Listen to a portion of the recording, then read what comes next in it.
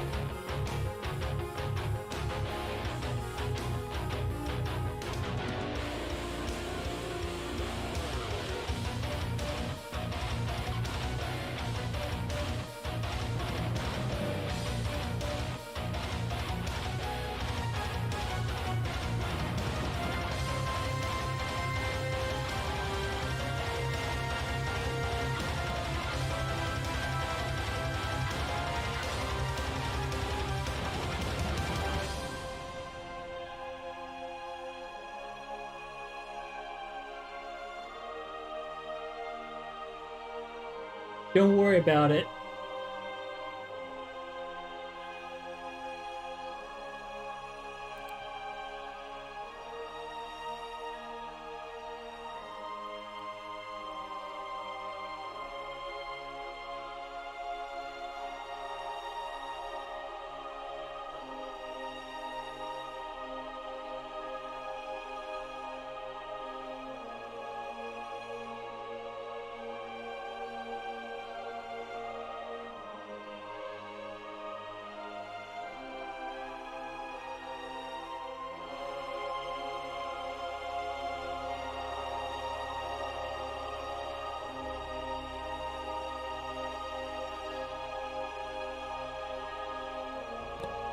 I see you're live on Cozy. Oh. Well. Whoops. Post Optics World says, "Welcome back, Ryan. For what it's worth, I had a couple of months where I didn't like Nick either, but then I liked him again. Oh. Glad you're back, but you're a faggot for leaving. Why you Okay. What is there all icon? Trek fan 1776 says, "Don't end it." Yeah, Rosie Chad. Well, whatever. They can take the cozy down whenever they want. I'm just using a restream thing that just sends it to like multiple sites, so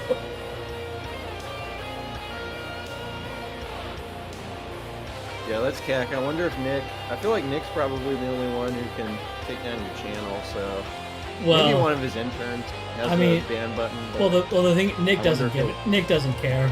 Nick doesn't care. Yeah. I doubt he even noticed. Honestly, I don't know if he'd log in and personally ban you. I feel like he's above that at this point. He's above that kind of thing. That you do people like us talking over the stream? I don't know if they can even hear you. What's talking over the music?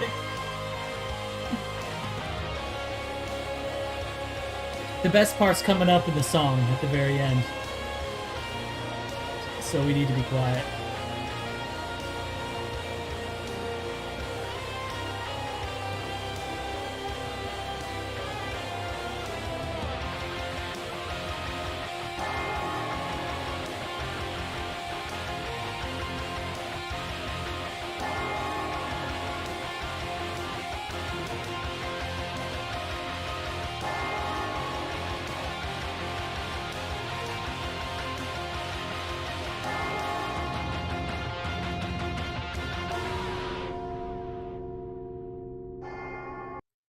All right, that was the intro song, the power song.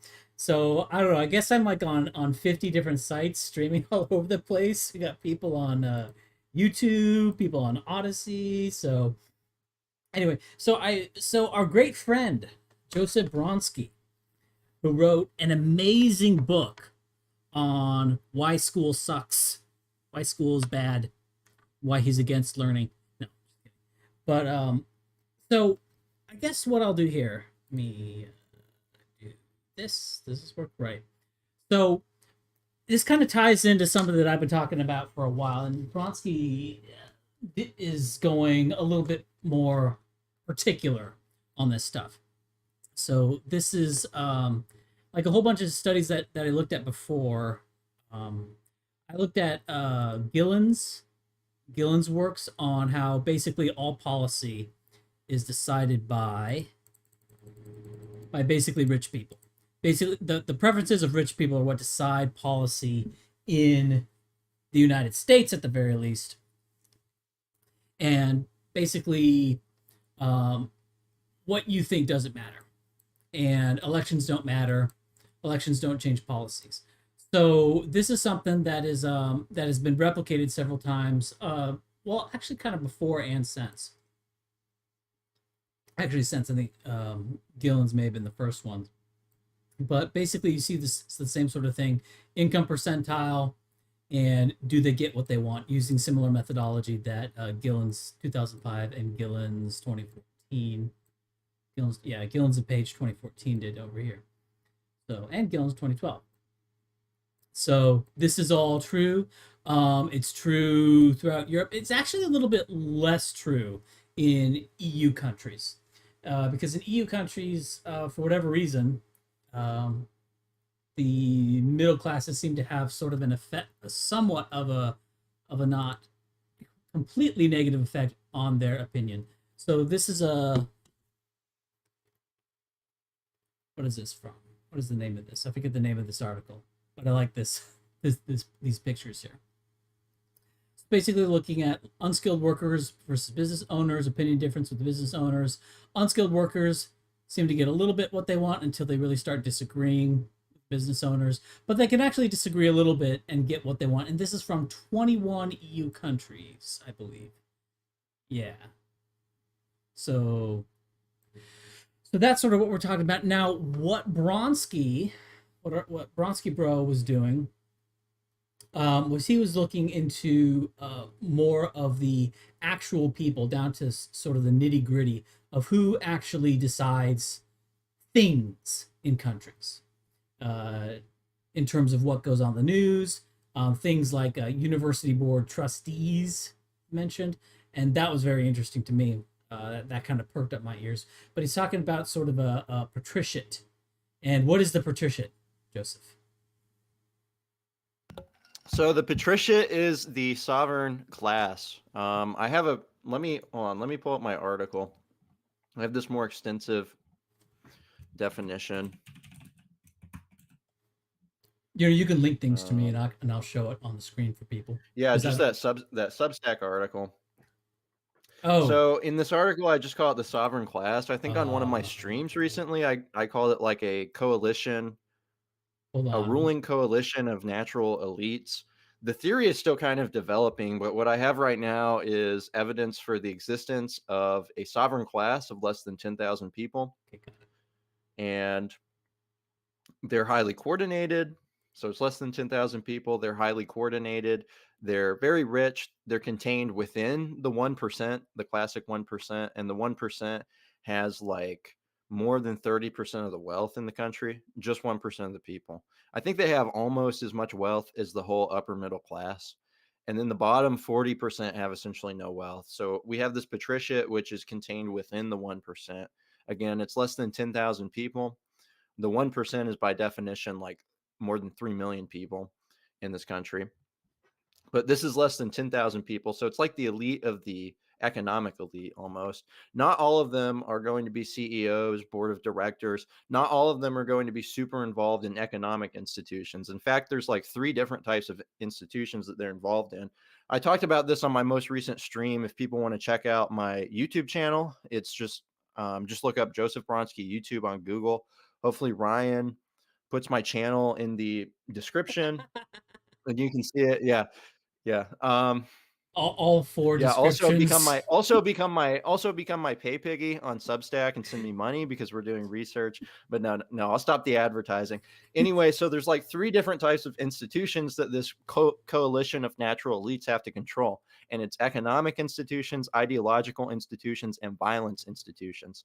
And so they control the intelligence communities, they control the military, they ultimately control the law. And I'm about to talk about how they get their way on policy, because we're establishing that they control the positions in these economic institutions, in the policy making institutions, in the violence institutions, and in the ideological institutions, which are very much wedded in this time and place to the economic institutions. The ideological institutions are going to be, for the most part, the corporate media, which are businesses, but also top universities. And if you don't know Yeah, this, who controls Harvard? It's the board of trustees, and the board of trustees are very much interlocked with Fortune 500 board of directors, right? So they're interlocked with the corporate community. So it's very much this one class. And so, like I said, this class has the money and they have the positions, but they also get their way on the policy. And so that's sort of what that Gillen study you were talking about earlier shows sort of is. through a glass darkly, looking at like kind of a crude proxy of like income, because that's a lot easier and something that's more easy to measure is just the relation between money and policy. But what you're saying is that it's not the top 10%. It's not even the top 0.1%. It's literally 10,000 people, right? Yeah, it's like less than 10,000 people. That's an upper estimate. That's who this guy named Domhoff looks at. I'm going off of all this great evidence collected by this guy named G. William Domhoff in his book and his website called Who Rules America. And so what he did is he started with who controls all of the official positions. And in exousiology, we're critical about official positions. I call them virtual, but it's a good first look at what we're trying to prove theoretically. So the real meat of what I'm doing, what I'm talking about here isn't even original. This is merely the starting point. So that's why I'm starting out with this. I want to show why something like the patriciate exists in every society based on the distribution of like political agency genetics and other things like that. Yeah, Domhoff is tribe, beware. Domhoff is not tribe. He's just a shit lib. He's Goyam. yeah, He's and from that's. Ohio. I will say I want to mention one thing. Like I was reading, well, I didn't read the book cover to cover, but I was reading through his 22 version of the book. What was the name of the book? Who Rules Who America? it's just called Who Rules America. Right. He has like it's on the 8th edition. Yeah, I remember just reading through it, and he's mentioning that like, oh yeah, and and he putting white in deconstruct quotes and saying that Irish weren't white, and so there is some it's a bit of a problem. We not it'd be better to have someone other than him be doing this kind of stuff because That's what I'm for. yeah, it'd be nice if there was someone better than Dom Hoff to do, so we don't have to cite this guy, right? Because he has a lot of, and he's calling like conservatives, like he's calling the Republican Party ultra conservative white Yeah, nationalists. Like his whole holy book is shit, written. dude. He calls conservatives ultra conservatives. He calls liberals conservatives, and he calls like economic leftist labor liberals or just liberals. Right. So it's kind of written in a code just because of that. Now, I want to explain what exousiology means. Cap says sushiology. Is that Japanese? It's exousiology, exousiology, basically.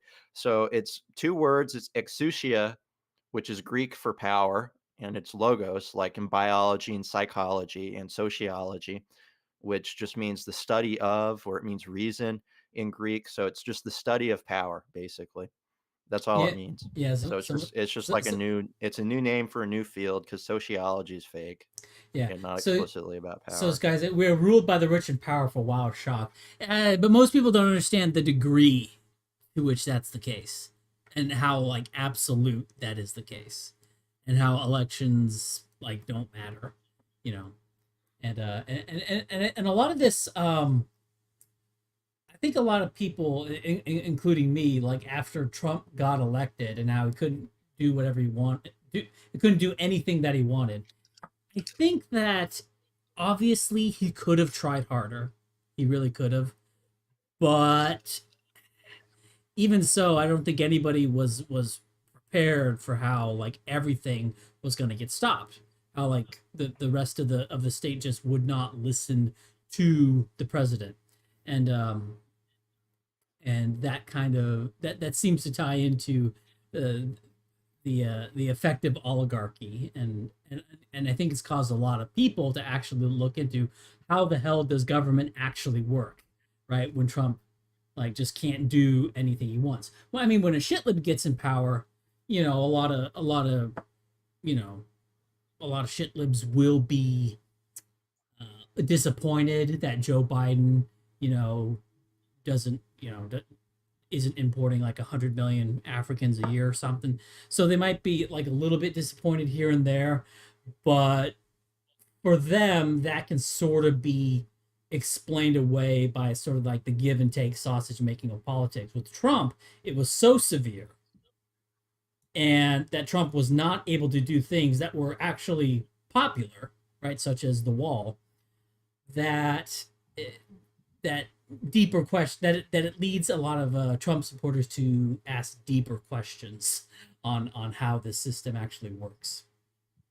So, um, so that's what I'll put out here. Yeah, Go ahead. I do think before Trump, I think the two biggest things Trump did were sort of expose that we don't live in a democracy and this is the Supreme Court basically. So he got Roe v. Wade overturned by Mhm. downstream effects, and he coined the term fake. Well, he actually didn't. He co-opted the term fake news from the fake news. If anybody remembers that, it was that like CNN was calling Fox News fake news, and Trump just turned that around on him, and he said, "No, you're Yeah, the fake news." And yeah, then it's been like that since. It's been a conservative meme, yeah. and That was quite an interesting turn there. Now, one thing that I found interesting here, just we I haven't read the whole article, um, intentionally because you're on stream and it's better if you don't read the whole thing. Although maybe I should have given how much math there is. There's something about Jews. Says the Jewish opinion has basically no raw correlation with policy. Jewishness is measured by religious Jewishness, so the religiosity goes with low IQ. So if Jewishness was measured by religious Jewishness, then perhaps we don't care about this number because that's not real Jews. um, yeah, I believe that that includes reform, which behaviorally are essentially secular, right. but are counted as religious. But then there's also just straight up secular Jews. So it's really hard. There's issues with the data, but I did want to show. So according to Domhoff, and this makes sense based on Jewish demographics and stuff. Now, Jews are like super overrepresented apparently in stuff like media, which might give them outsized power. But like in the corporate elite, they're only about 10%, which is predicted by their IQ being roughly um, 110. And if you watch my recent video on Ashkenazi Jewish IQ, I have this model that shows that they should Can be you about can you 16% of the elite. can you link to something that shows the well? I mean that sounds about right in terms of what their number should be in corporations. Where we have? Oh no, you actually looked at Post link you again. actually looked at corporate elite somewhere. It's But on here. anyway, so Here it those is. numbers are from it. 11.1 in 2004, whatever the DJing Oh technique yeah, is, and yeah, that's the 8.7 demographics. in 2011. So that was a little bit Yeah, surprising. the DJN technique is just their last name is Mhm. using a last name database, and that's the same thing Ron Unz did to show that they're actually overrepresented relative to their representation among national merit scholars in the Ivy League. So I think it's a fair technique, and I certainly don't think that that number could be off by that much. So they're only like 10%. So the point of that analysis, that data analysis you were looking at earlier, that was performed by my friend Charles Engelson, who has a Substack that I link it on my Substack if anybody wants to check that out. It's super good. Um, but it's from that Gillen's data, and it's a new demographic analysis. He actually got the data from the Gillen's paper and was doing this demographic analysis. And what it shows is that I write it down at, Can you in can the you middle of the article. The demographics of the patriciate predict what demographics win on policy. That's the important part. And those demographics have been moving towards demographics that are more likely to be leftist. So I have that line graph right below the Jew numbers, and it shows that women are increasing, Latinos are kind of increasing, blacks and Asians are actually kind of stable over the last 10 years, but women lean left. And so we see a leftward shift, and it's like you can see women increasing in concentration by a significant portion. so And you also see Jews lean left, and Jews have increased from 6% in 1976 to 7.7% in 1995 to 11.1% in 2004, and then allegedly fell, but still 8.7%.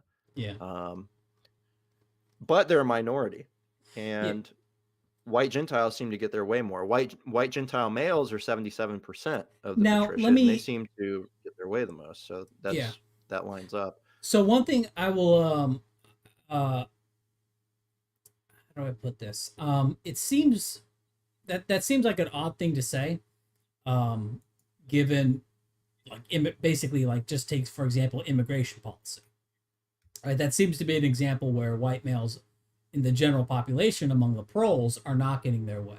But you're saying that the white males in the patriciate are getting their way because that's what the white males in the patriciate want. Yeah, they seem to want it because of, it helps them Whatever. profit. And my hypothesis is, so when you look at past regimes and you look at decadence, what happens is they end up like outsourcing stuff to Jews, Mhm. and Jews start to get influence, and the Jews aren't sovereign because they're such a minority, but they can really help the decadent Gentile ruling class profit.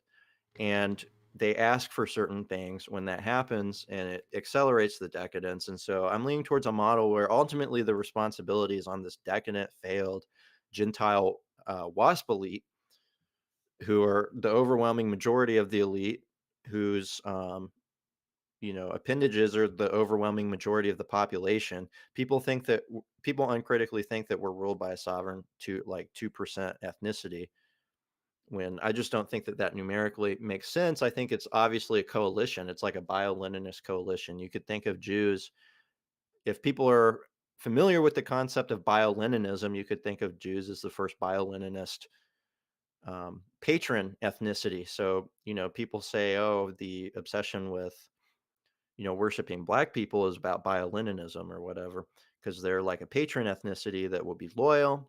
And so they're not running things, but they're loyal and stuff like that.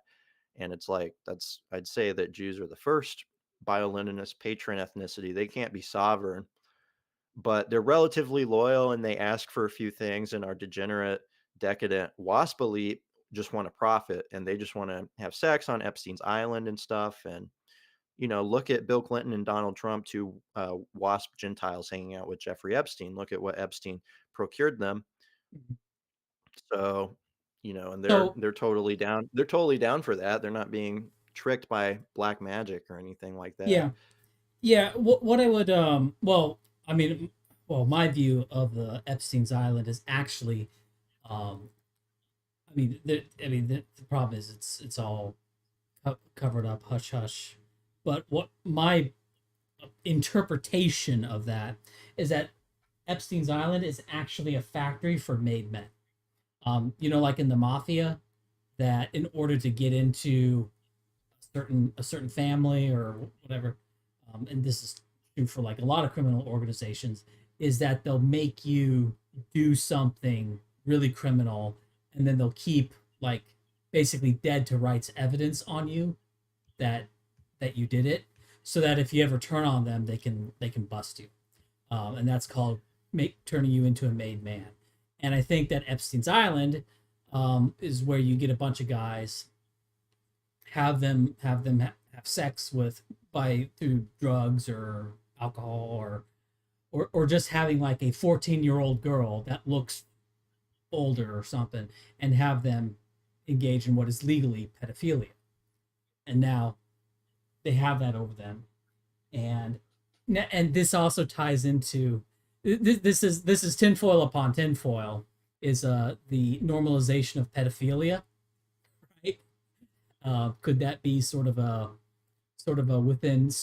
within managerial elite, or sort of within patriciate battle, that they're trying to normalize it so that that's not the compromise it was in the past and still kind of is today.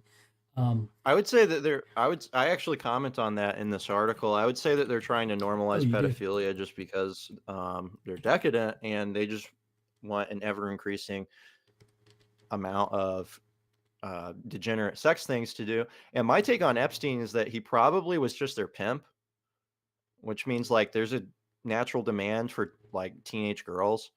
And so that's just where they get their teenage prostitutes or whatever. They go take a sex vacation on his island, and they possibly killed him because maybe he tried to start blackmailing them with that. He like tried to start taking tapes or something, and they just decided to kill him. And that wasn't ultimately successful. I think when he was totally on the inside and got a 6 month stint of probation for getting caught the first time in 2007, he probably wasn't blackmailing people then, Hmm. at least not most of them. At least he wasn't probably blackmailing the majority of the patriciate, because he Right. had to keep the patriciates good. He had to keep in the patriciates good graces and stuff. And so, I think he was, and yeah, and I think that that makes the most sense, honestly, because you think that these super powerful dudes who basically are at the top of society, who I'm alleging are a part of the sovereign oligarchy, you think that they're not having sex orgies with like 10 out of 10 young women? I don't know. So, So they got to be getting that somewhere. yeah, one thing I will say though is that this idea of decadence. Um, so if I recall, you refer to decadence, not just in terms of like the individual patrician like engaging in debauchery, right? You also sort of refer to it in terms of how do I put it? I guess intellectual decadence. Does that make sense? Where they're actually, for example, like promoting, you know, homosexuality as okay. Like like did you sort of refer to that as a kind of decadence? Yeah, yeah. Really, But my model of my okay, so I mean, I'm just spitballing. I have a little bit of a issue with that because um it's not just behavioral decadence of the patrician, it's something that they appear to sort of believe in, right? For example, promoting homosexuality or promoting mixed marriages or anything like that, that seems to be something that they actually believe in. And they're Yeah, I think actually they believe in it because they're right, that's and sort of what I mean by decadent. Is that their big belief system is like homo sex and stuff like. I mean, what right, a belief system, right? I mean, isn't that right. the definition of decadence? Decadence is like your politics revolve around being gay or something like that. You know what I mean? Like that's not really profound or transcendent. That's just like That's just that's gay. literally degenerate. You know what I mean? Like it's just so low and typical. Yeah, Um, I mean, well, it's typical today, but it's not something that I think is like it's something that they're taking an effort and taking some degree of risk to try to push, right? So, I mean, I think there's more than just decadence to what they're doing. I think it's like, let me put it this way: you've had, say, for example, you've had like presumably you've had things like a patriciate at other places and times, and they did not devolve into promoting, homosex, trannies, open borders. They did not devolve into this. Like for example, the Soviet in the Union did not devolve into this. In the late stages of the Roman Empire, you had similar decadence. They didn't quite have the ability to force tolerance on everyone for stuff like this, so they didn't have the ability to force tolerance on peasants because they didn't have the mass media and stuff like that, and is huge of a centralized society. But they were doing, like, Nero was doing gay stuff, and it was just seen as whatever, you know. Well, Yeah. and also back then they were gayer. Uh, The ancient Meds were just uh, kind of gay and into pederasty to a Maybe. greater extent I'm by not. default.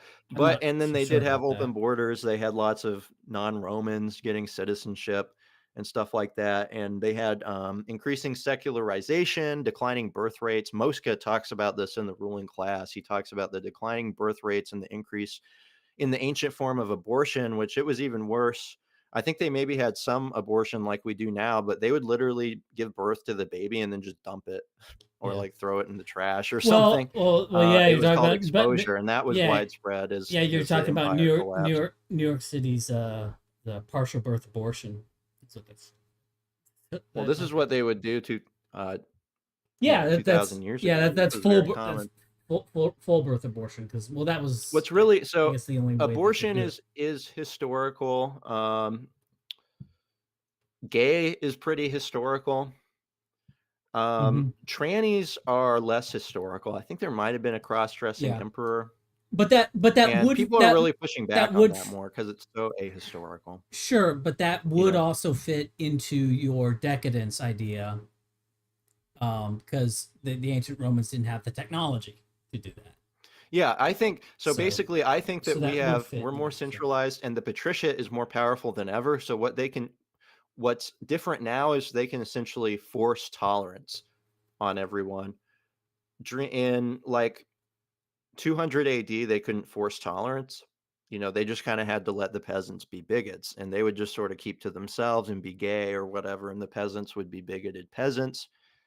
And it just was what it was, and they just stay separate. They didn't have a mass media or anything like that. Now the difference is that they force tolerance on you, and they like get you canceled or whatever if you're going to be a bigoted peasant. So they put a price on that, and they force tolerance. So that's one example. Also, we're richer than ever, so the decadence can simply go further.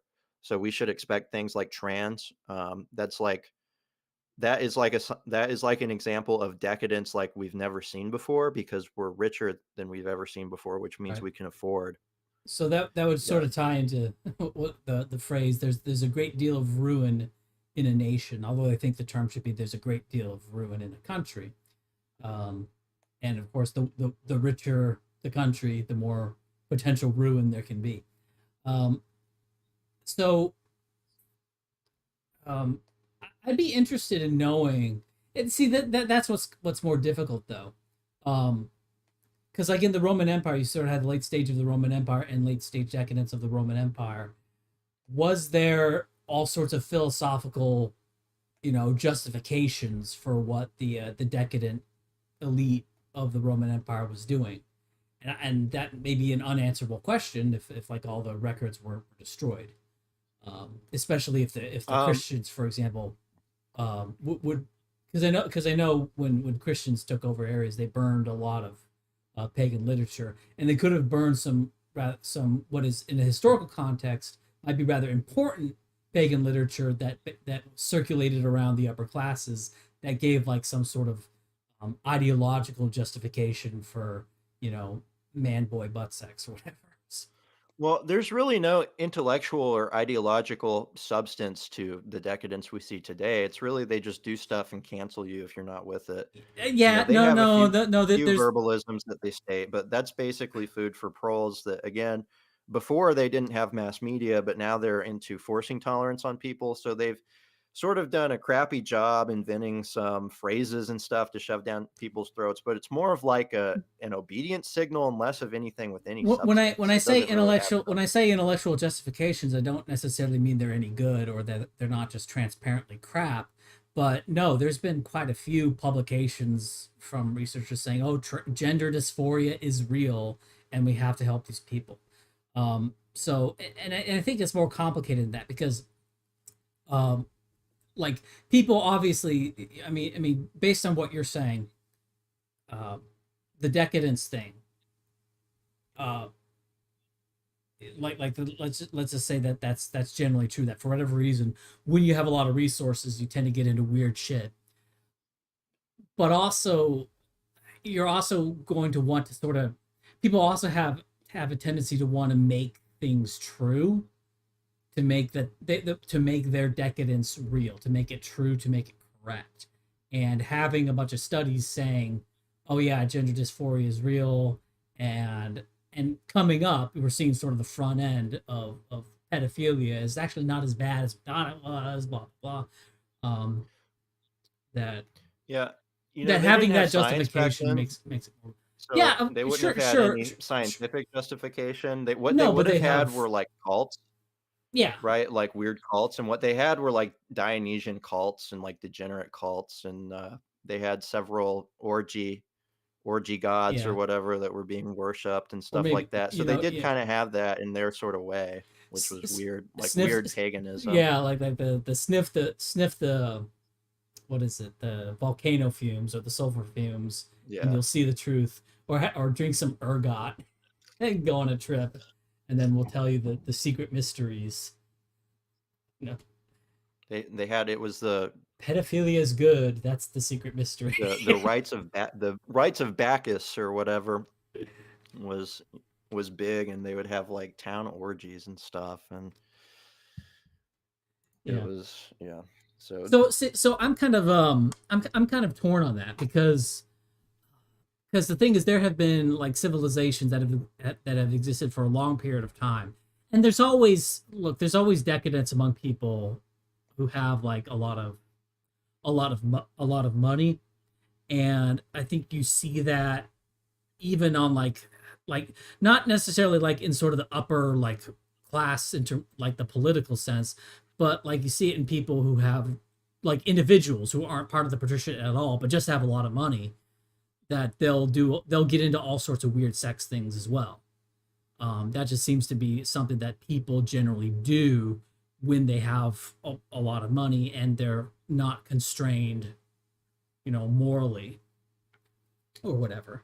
yeah, I don't And think money is the only cause. Specifically, my theory is basically decadence happens when the virtue of the patriciate becomes more average. It's not constrained to be elite virtue anymore. They mhm, simply become average in terms of virtue.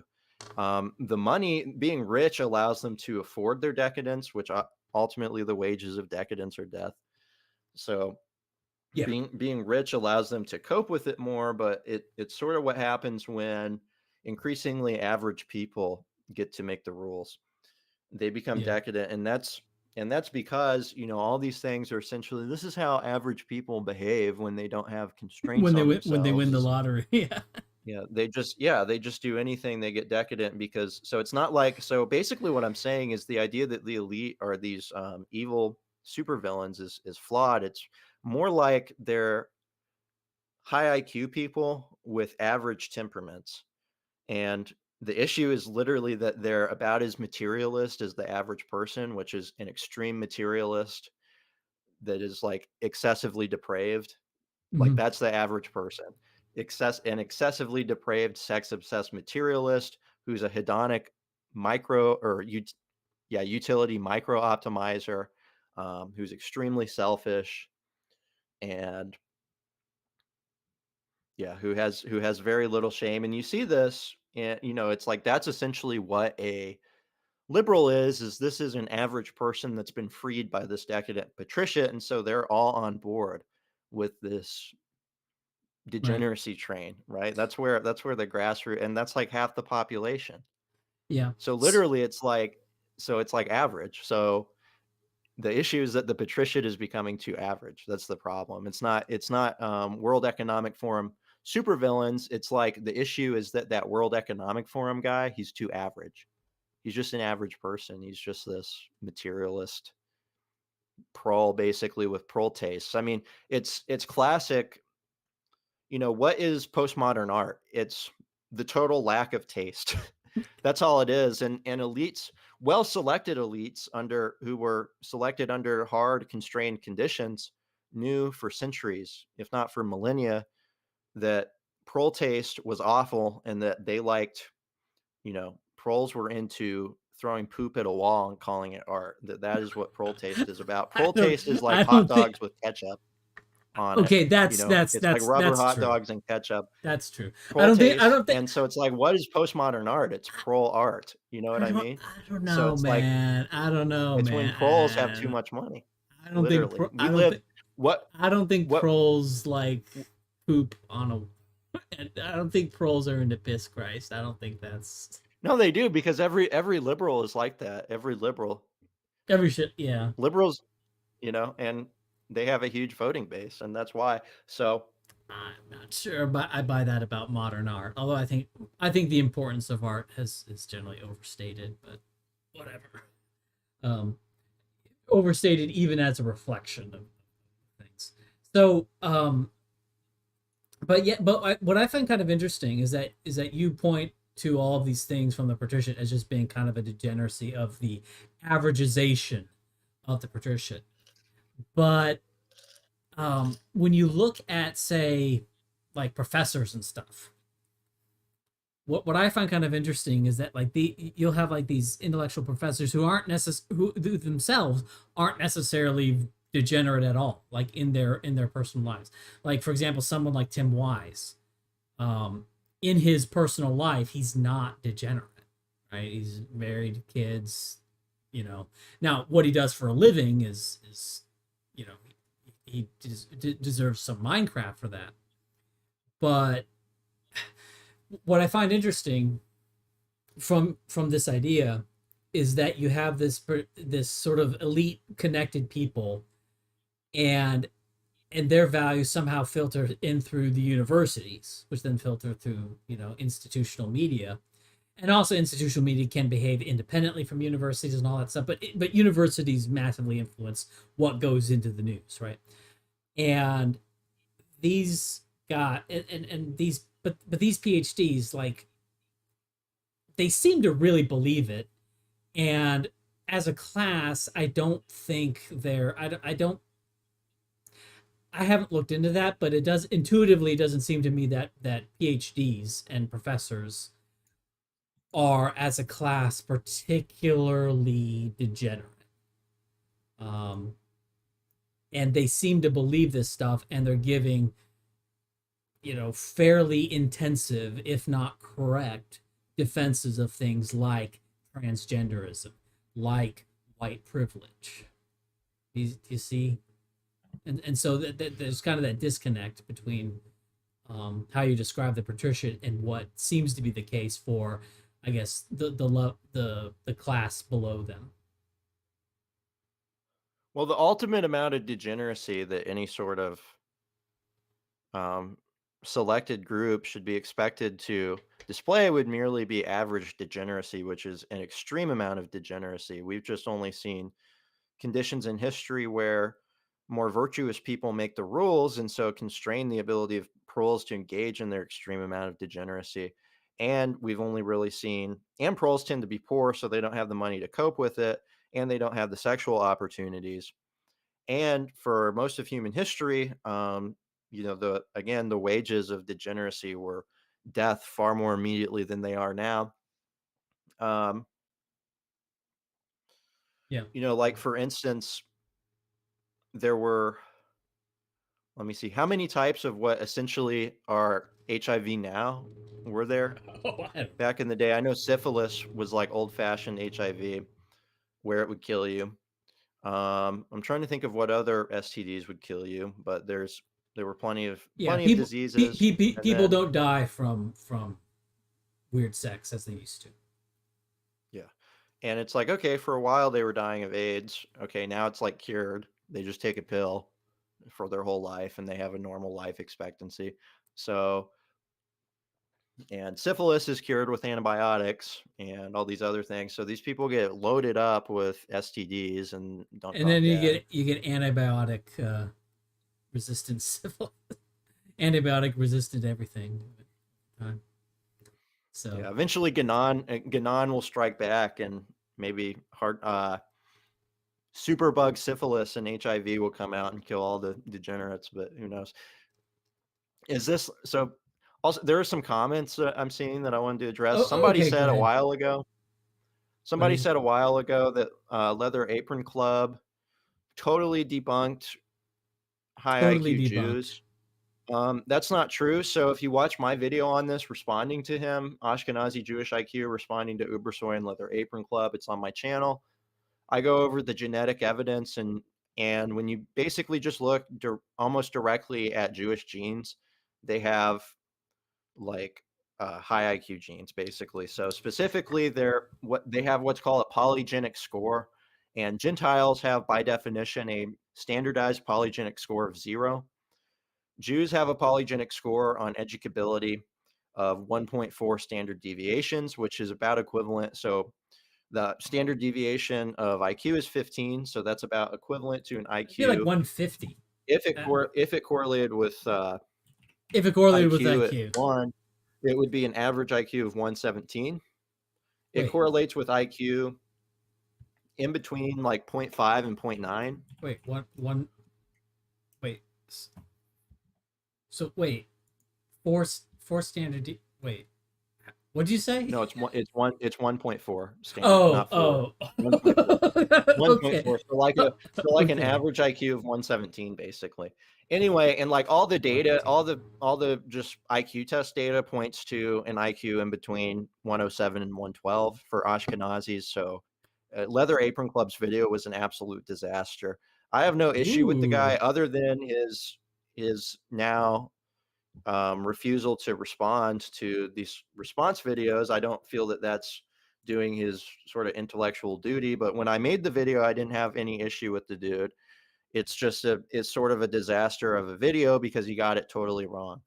Well, it's just that simple. He got it totally wrong. He's super biased. Has he responded to you, or is he just not acknowledged?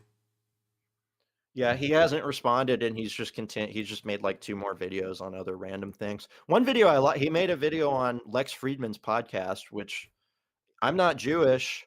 I'm not really much of a Philo-Semite or anything. He made a video on the Lex Friedman podcast showing that 70% of the political guests he had on are Jewish, which is a huge overrepresentation. That can't be explained by their what I estimate to be an average IQ of 110.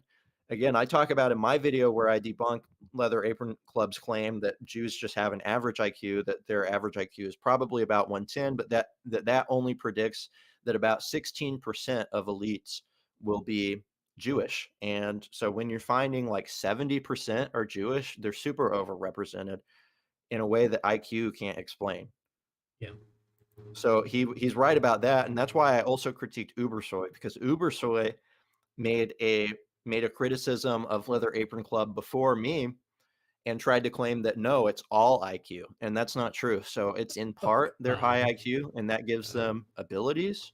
So does Ubersoy think that like Jews have like a median IQ of like 135 or something? Like, yeah, or what him and the Kofnas people do, and Ubersoy, by the way, is partially Jewish. He says this they just ignore that. They don't try to quantify how much of the overrepresentation IQ can explain. They just say it's high IQ. They're high IQ, therefore they're only overrepresented because of high IQ. When no, I quantify how much of the overrepresentation that can explain. And in a lot of domains, they're more now in the patricia in general, they're not too overrepresented. In like Nobel Prizes and stuff, they're represented about as much as my model predicts. But in the media and on Lex Friedman's podcast, they're super overrepresented even when correcting for their high IQs.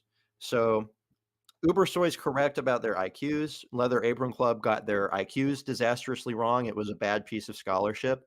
I don't think that the right should be putting out scholarship like that. And I think that Leather Apron Club needs to retract his claim.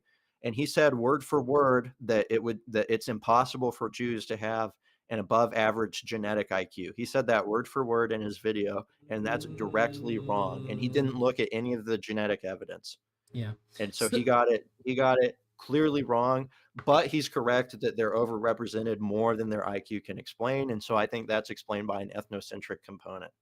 I think that they're 70% of Lex Friedman political guests because Lex Friedman is Jewish and that he has a Jewish bias Right. towards people in So, group. yeah. So you could say that there's maybe an ethnocentric bias, but also, how do I put this? See, this is something that where I get into like very weird personal speculation.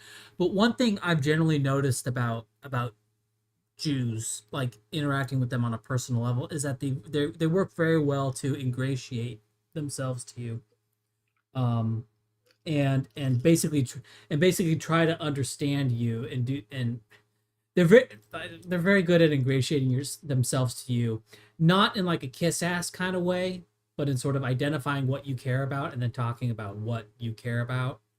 Like they're very good at that, just like as a rule, and that may Uber be soy.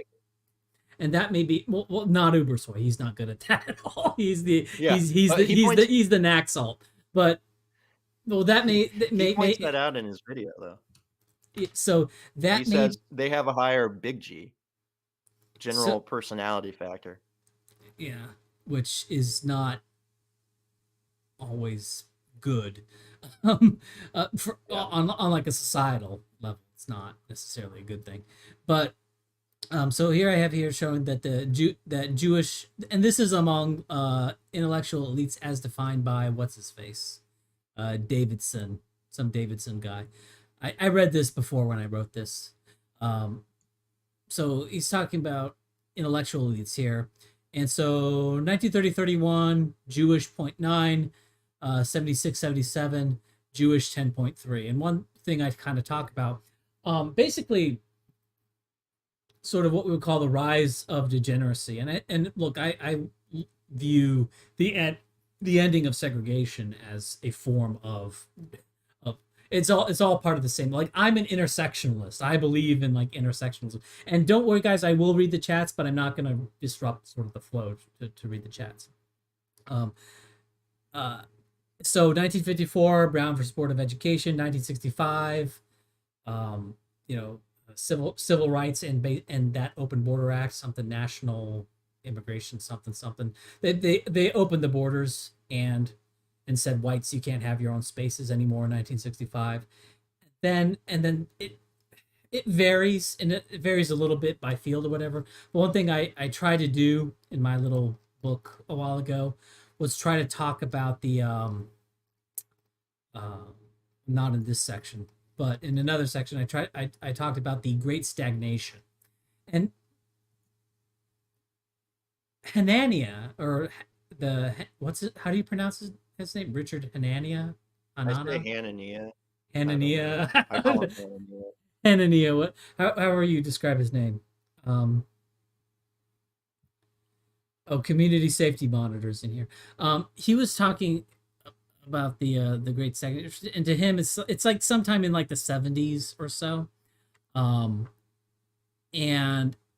so basically we see these events like the rise in Jewish and also in Catholic entry into what Davidson is calling the intellectual elite. Obviously that's going to be a much broader class than the patriciate, but it may be some indicator of the patriciate. It may be some indicator of and another thing we might want to consider, like, is there sort of backflow effects, like where fads that originate in elite universities per se affect what the patriciate believes?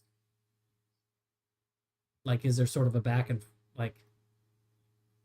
I'm sure it must be to some extent that and look, I'm not trying to defend the stupid ass like sovereign university thing, because I don't think universities would be pushing transsexualism if there wasn't some big push from above to try to do that. But I sometimes wonder if like to some degree the universities, especially in this period from 1950 to 1970, had some kind of formative effect on what the patriciate people thought, and kind of resulted in sort of the early part of sort of opening the gates to degeneracy. So I don't know how you would respond to that. I'm just thinking out loud. So unfortunately. Um. So let's see. Uh, do you have anything else to go through this? Oh God. I have a lot to talk about. How long Oh, did you want to make this? oh, as long as whatever.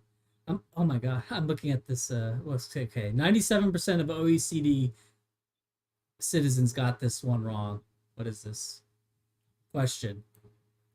Helen rode her bike home to the river, which is 4 kilometers away. It took her 9 minutes. She rode home using a shorter route of 3 kilometers. This took only 6 minutes. What was Helen's average speed in kilometers per hour for the trip to the river and back?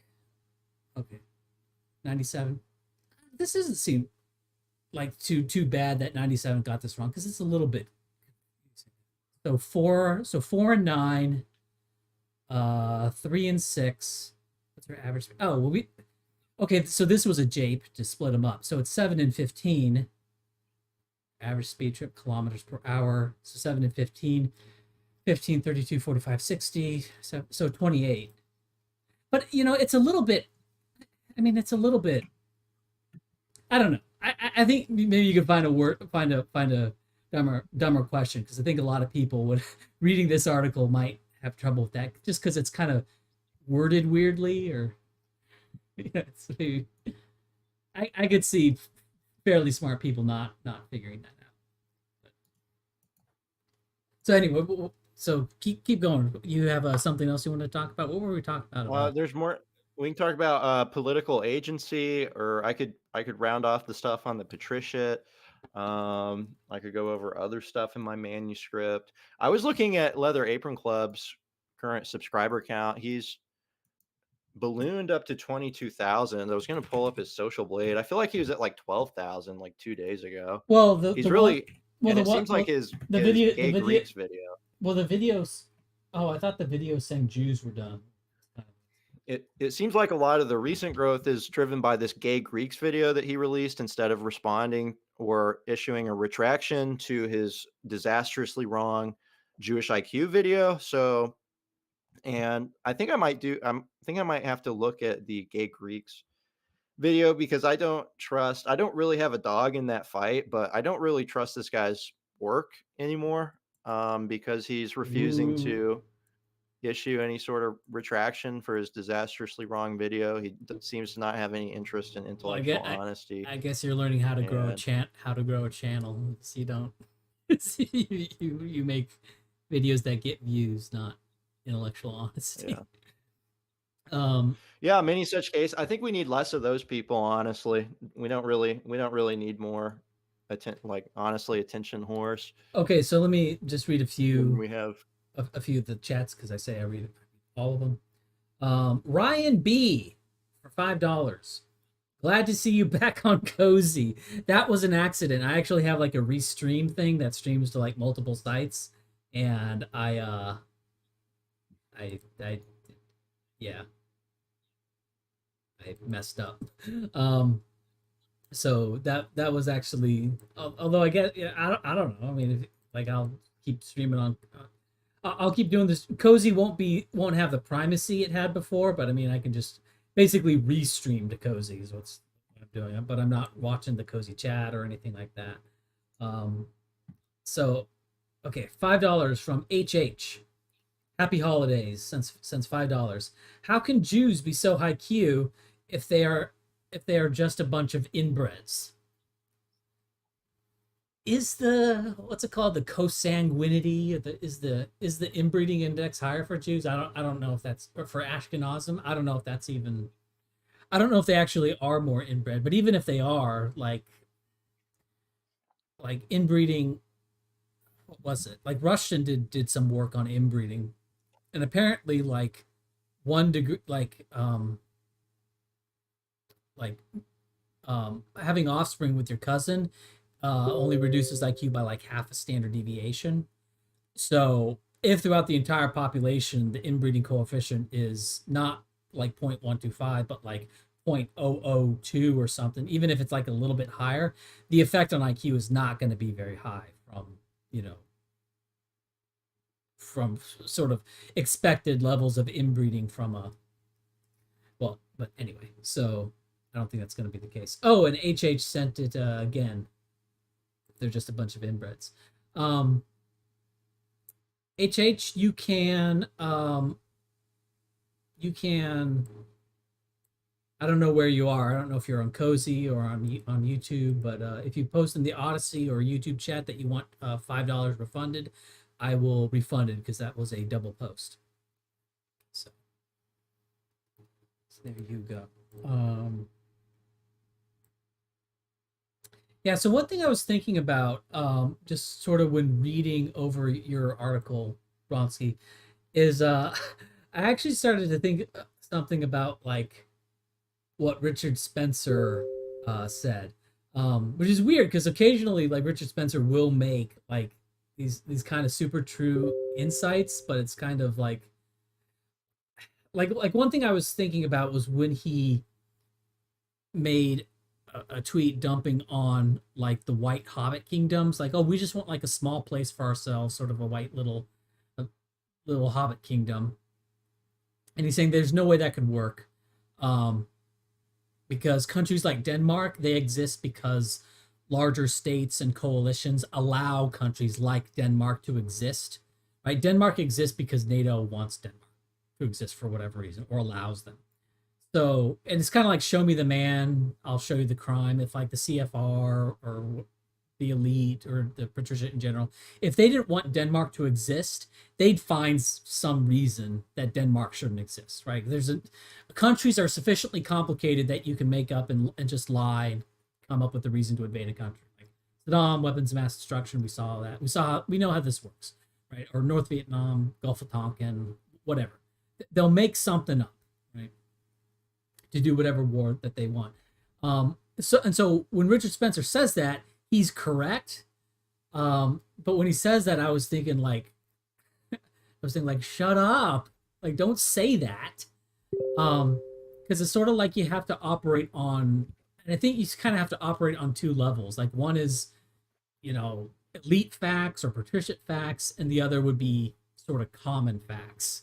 Because when you're talking to like, because to like the prole, I guess things like truth and morality, at least in terms of persuasion. Now, whether they live their life in a true in a moral eudaimonic sense or whatever is whatever. I mean, it's not the case. But in terms of making an appeals to truth and morality, they matter a lot for proles. And so something like, you know, oh, a white hobbit kingdom, right? That can sort of be sold to proles on the basis of it being morally okay, a place for our people, you know, keep out of everything. So that is a so you kind of have to operate on two levels. On one level, what you're actually it's like you sort of have to not necessarily speak out of both sides of your mouth, but make appeals for things that aren't possible in the real world. You know, like a white nationalist hobbit kingdom, you know, may not be possible in the real world because of patriciates not liking it. So and which turns everything into just a death war instead of live and let live. So I think so that's kind of interesting, is that like what, and what's weird is that this was like years ago, and so I kind of understood what Richard Spencer was saying then. I think this was like in 2018 or something. I understood that what he was saying was true, but I also kind of thought, Richard, you shouldn't say that. Like, don't say that, because now you're like, part of the appeal is a kind of libertarian live and let live, right? For the no state, right? So yeah, you sort of have to think on two levels, and that's just what there's just a thought that popped into my head at the moment. Yeah, I agree with that. I was thinking about that the other day. It seems like, you know, there's an inner real reason for why any law is how it is. and there's going to be an outer like pro rationalization when they're not privy to the real reason. And this it I got this idea sort of from reading Vilfredo Pareto, and that's who my avatar is, by the way. If anybody's seen has seen my avatar, it's this old dude. It's Vilfredo Pareto, total genius, real human being, all that stuff. He died 100 years ago, genius economist. But in his book, The Mind and Society, he talks about residues and derivations, and basically he says that people in general, and especially proles, like lower IQ people, have a tendency to kind of confabulate reasons for why they do what they do when really they just do what they do because of material circumstances and genetic instincts. And there seem to be a lot of like fabricated, confabulated derivations Jeez. for why certain laws are how they are, because proles don't know why they are how they are, and proles have no power over it, but they want to come up with an explanation, potentially a just world Hmm. explanation. So they look at some Oh yeah. law and they're like, "Oh, I'm not allowed to do that," or "This is this way." And it's that way because the patriciate decided for some actual reason that it would be that way. But proles aren't privy to what that reason is. They just know they live in a world where they get extreme violence done to them if they break some law, or something is going to be done to them like mass immigration or whatever, and there's very little they can do about it. And so they'll come up with like a story in their head for why something is the way that it is. And I like that. I like that. From God's own proto, just prole stories. Like yeah, maybe prole tales. Prole tales. I like. you can Those type. apply that to like the high school. The real reason the high school exists is sort of because, as I show in my book, the patriciate wanted to protect their class interests, and now it's just sort of continued and it's gotten ingrained. And there are these special interests that are like drug addicts when it comes to the high school. Like if you rip that thing away, they'll go into total withdrawal mode and they won't know what to do with themselves. Education corporations, teacher unions, stuff like that. And proles just kind of live in this world where some of them are freezing in the winter. I talk about this in one of my Substack articles. We spend about $650 per taxpayer or per person in the country per winter Mhm. on heat, and we spend about that much on high school. And so if you got rid of high school, like I recommend, which would improve the economy because it would free up um, potential labor and stuff like that, And it would where you could improve just give education. free heat. You could, yeah, but not only would it Yeah. improve the economy because it would increase the labor pool, you could give everyone, with the money that we spend on the high school system, you could give everyone in the country free heat for the winter. So they're being massively screwed by just the high school existing, and they don't even know it, but yet they come up with reasons why it exists, and they sort of like automatically generate these reasons. And so they Could be. That imagine could be that a it's good thing. like good for your soul to learn Shakespeare or something, but really they have no clue what's going on. That stuff was decided by people in like 1870, and the patriciate kind of, I think, just doesn't really Dude. care How about the about reforming it, right? How and so about they just leave it be. yeah? Well, high school has nothing to do with their kids anyway. But how? What was that? The learning Greek and Latin, it exercises the brain, right? So you have all these Yeah, ideas, all these wrong ideas about like, um, and this is something that like if you read about IQ, it's like, no, this idea that like, oh, you learn one thing, and that then translates into all these other domains. So if you learn, if you learn calculus, that'll make chopping wood better because like no, like skills don't work that way. There is general a G factor, but that's going to be a function of like genetics, womb environment, and nutrition. Right? It's not going to be a function of like learn. But the thing is, it's weird that like you have all these ideas and people just don't like that were like that go back to like I mean as far as I can tell, they go back to like as long as anyone's ever talked about it. I think there've been like, you know, I read a book on like the Roman conception of race, and just as an aside, there were like Roman scholars talking about how like learning, you know, learning logic or whatever makes you better at like everything, and so that's just kind of a strange I think one thing people don't realize that a lot of things that have been around for a long time. But you're right. It speaks to sort of the conservative bias, and by conservative, I mean it like in the small c sense, and that people see things that's been around for a while, and there must be some good reason for it, right? It's there. Well, it's there for a reason, and Yeah. but the Pareto reason, called those yeah. Go ahead. Pareto called that instinct class 2 residues group known as group persistencies. Yes. Pareto totally was a spurg, just saying, because he would label stuff like that. These are class 2 residues known as group persistencies. Well, you do What does you do that even mean? But he well, was a genius. he'll tell you what it means. But you do something like type 1, type 2, and type 3, something something. Oh yeah, I I have vaguely a recall. typology of controversies I didn't read derived the from. I didn't article. even really invent it. It's from Stephen Luke's Power of Radical View, but he doesn't call them types of controversies. He just sort of talks about these different types of controversies. So I am the one to slap the label of type 1 controversy, type 2 controversy, type 3 controversy. And yeah, that is rather abstract and Paradian. Instead of giving them a name, I'm just like, this is a type 2 controversy. But yeah, the first type is an allowed controversy. I think I do give them alternative names. So Yeah, it's like yeah, okay. allowed controversies, suppressed controversies, and internalized controversies, or something like that. So the And in a type 1 allowed controversy, it's like abortion or gun rights. So there's kind of a division in the patriciate over the thing. And so you're allowed to take one side or the other. In a mhm, type 2 disallowed controversy, it's like HBD.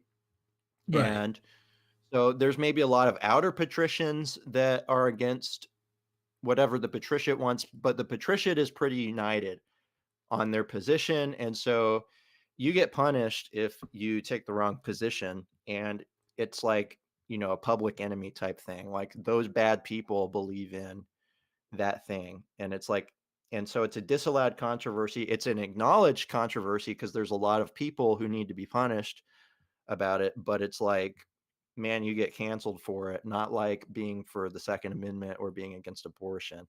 Right. And then the third type of controversy, a type 3 controversy, is like the existence of the high school. People aren't even aware that it should be a controversy. It's basically where everyone is consciously united on the question, but a huge section of the population are not following their own political best interests. Yeah. So it's sort of a false conscious. It's like a potentially unstable equilibrium where if you just get the right information out, maybe Something it that will change people's something that behaviors, and it could, should be a controversy.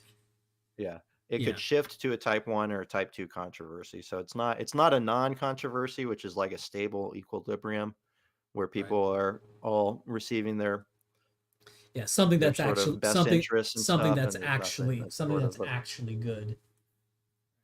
yeah. So, So um, so to talk about like how like see what I'm sort of, I mean, I guess the only thing that I like, I get the sort of the analogy to like the end of Rome, but I wouldn't rule out at the moment. Like, I guess the reason for this, well, I'd want to know like the decadence thing versus modern shit livery just being like a brand new religion. But then again, like it could just be that like it sort of functions like, it's just like what is religion is belief set, right? So it could just be that because they're inherently more decadent, those kinds of belief sets are going to be very appealing. And like here's just sort of a hypothesis I have, is that for a long time you've always had like a few academics talking about like gender dysphoria, trans is real, and you also had like lots of academics saying, the Europeans and Negro, there's no innate or corpuscular difference between them. It's all conditioning and upbringing, and everything is upbringing and all that stuff. And those people had been around long before the 1960s. Right, those people had been around long before um, there was any real move to sort of empower those ideas. And it only seems that like after World War II, those ideas started to become empowered. And I guess so. On the one hand, you sort of have um, the analogy to like the end times for the Roman Empire, in which the elites were doing that kind of stuff, you know, to the degree they could then because they had the resources to do those stuff. But you also have sort of this odd coincidence, which is the mass influx of European Jews and the increase in was I forget what page is on, but the increase in Catholics, at least in the universities, you know, which is not one to one with the patriciate, but um, it almost seems like a perfect storm where you may have had people who are more um, and I would also say Catholics, but that's going to piss a lot of people off. But you almost sort of have like a perfect storm of people um, who may. I don't know if Jews are actually more degenerate than the non-Jews, but certainly they're like if you're looking for people who can see the way the wind blows and might want to fabricate like intellectual justifications for things that a patriciate kind of wants to do anyway.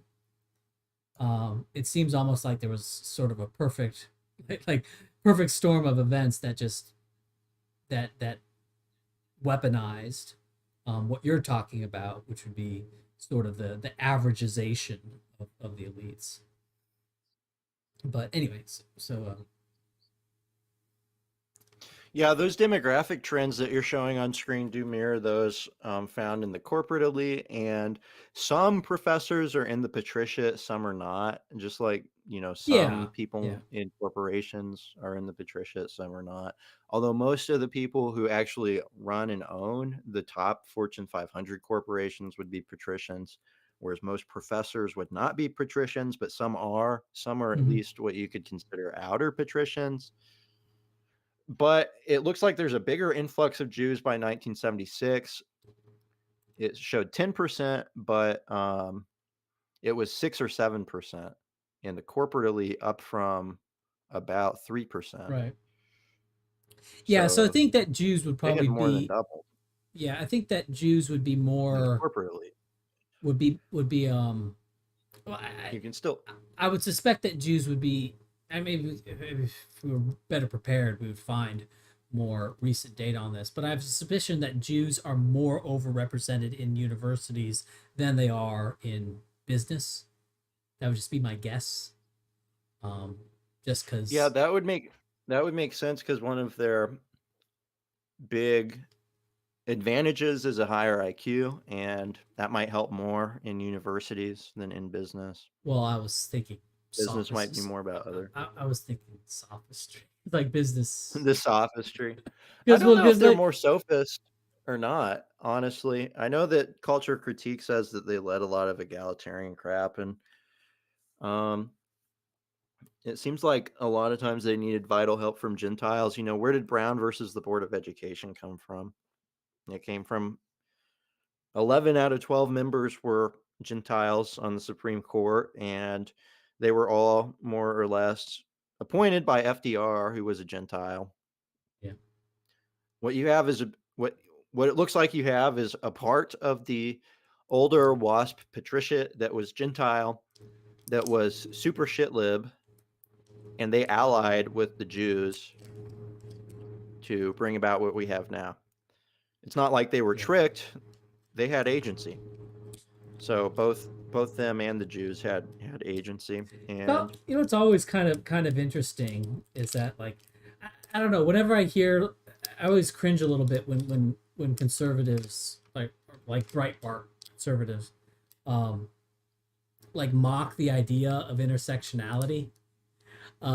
And then I hear like, and every once in a while you'll see it. You'll see like an older shit lib who says like, well, you know, I'm like a Democrat, but like I don't know, man. I think they're going too far. Like we're facing a recession right now, and immigration is higher than it's ever been before. like what happened to like all the economic arguments for immigration? We shouldn't, like, now that the economy's bad, immigration should be going down, right? um and so and I'm thinking that way when I see Eisenhower, when I read that Eisenhower quote where he's talking about, well, you know, when he's like desegregating the schools at gunpoint, going like, well, Yeah. I this doesn't mean that a Negro can date my daughter. Like, that's not what it means. It's like, Yeah, well, the so race so Marxism so I wonder how many of of the these 60s. patricians at the time like didn't know what this meant. They didn't understand the truth of intersectionality and how like the end state of, and it's just logical, right? Because if you think that everything's environmental, then then everything's oppression, and if everything's oppression, like, the oppressed groups are in the right to just act and act and act until the oppression ends. But of course, it'll never end because it's a function of genetic differences, and so you know, yeah, it's kind of crazy, kind of nuts. Just thinking of people from the 1950s and the world that they had, and just not. Anyway, I'm going off, going off. Yeah, I So, want to emphasize how the stuff I'm saying about decadence is pretty speculative. It's not less speculative than any other story you've oh heard sure, about oh why sure, any of this happened. I'd say that this has less loss in like machine learning terms, like the loss of a model. It has some loss, it has some error, but it has less error. Like the R squared is higher here than probably any other story you're going to hear. But it's not perfect yet because I'm not done with exousiology. We're literally in like what I call beta 1.0. I sure, just released the first version of the oh manuscript. sure. There's I, still a lot I for me to do. I have a whole research yeah, thing planned. I would say regarding the decadence thing that basically, well, it's not necessarily at odds with, like, I mean, it could be like there could be a universe where the elites, where the patrician are not decadent, and they're just, for whatever reason, became true believers of this stuff. That it's, never completely discount the effect of true belief, and that's something that happens after the end of the fall of the Soviet Union. Is a bunch of historians went into, like, sort of like a lot of the Politburo minutes, and what they found is that the guys in the Politburo, they were communists to the end, like they were communists, um, and I think that's, people discount at their peril the effects of pure belief. That's always a thing, and from the, not quite in the top 10K, but some, like, the higher IQ.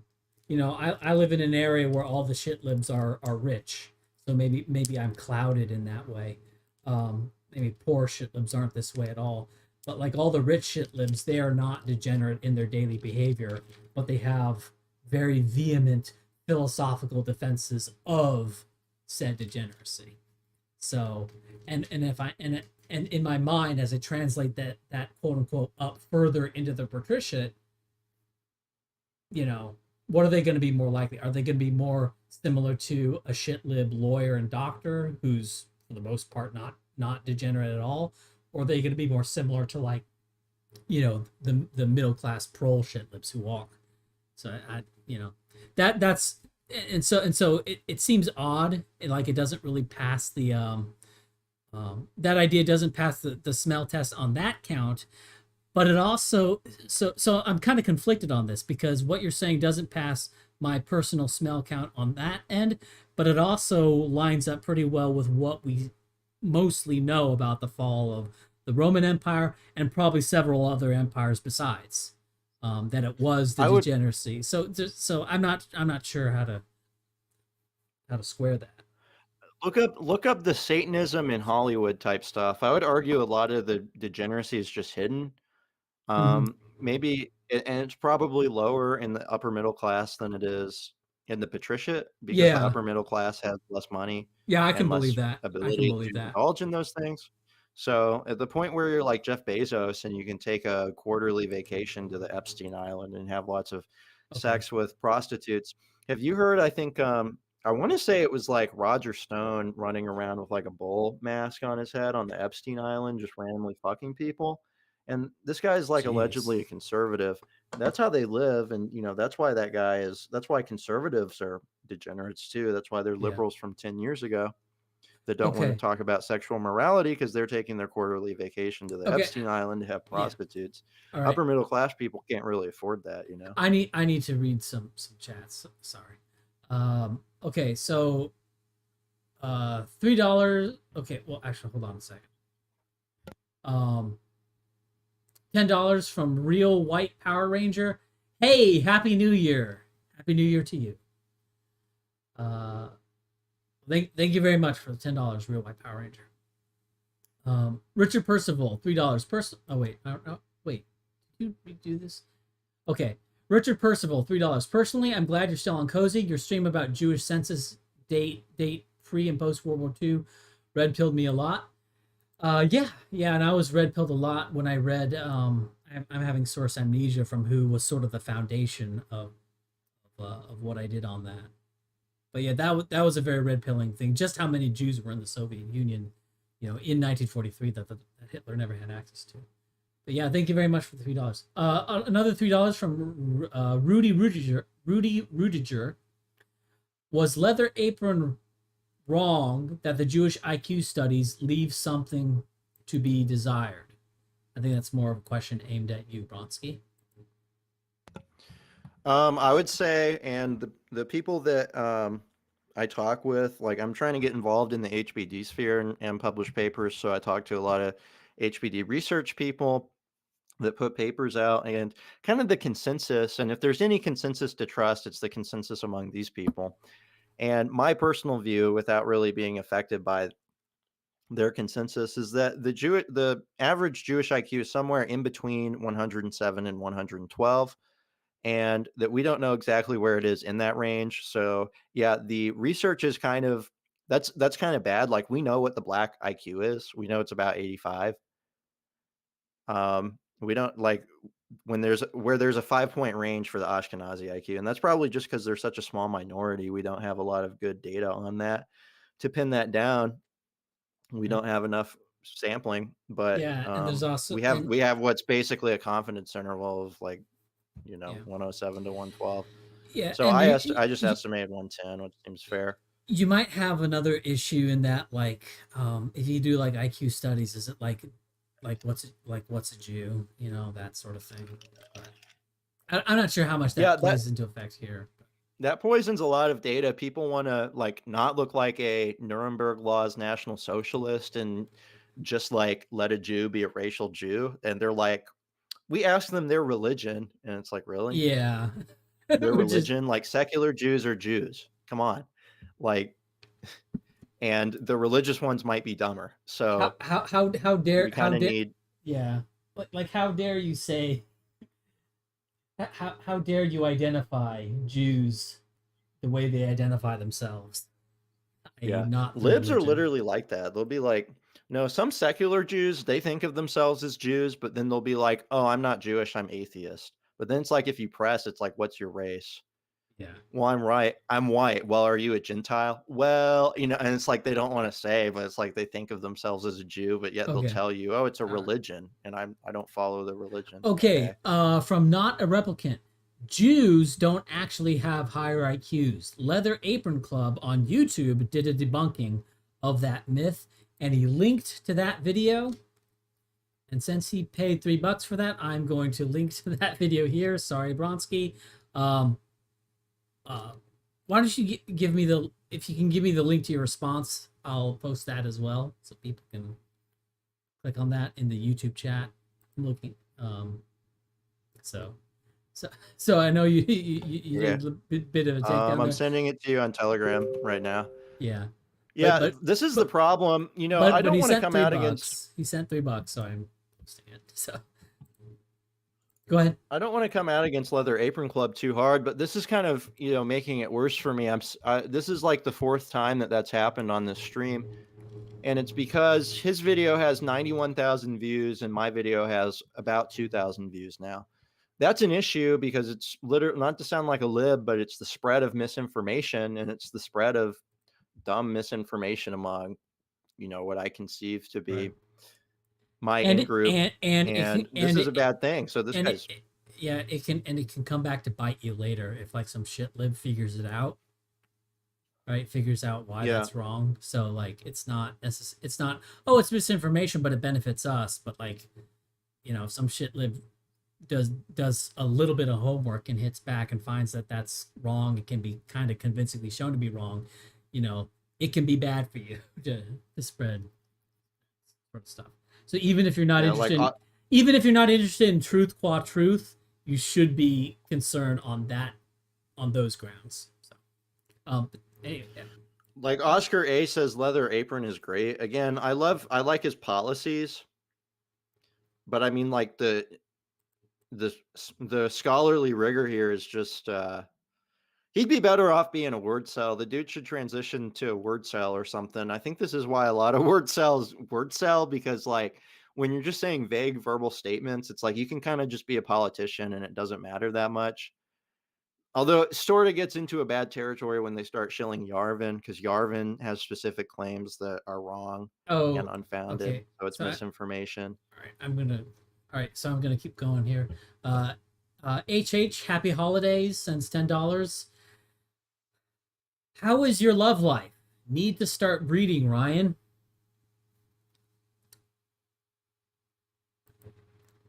Uh, I read that, so it is read.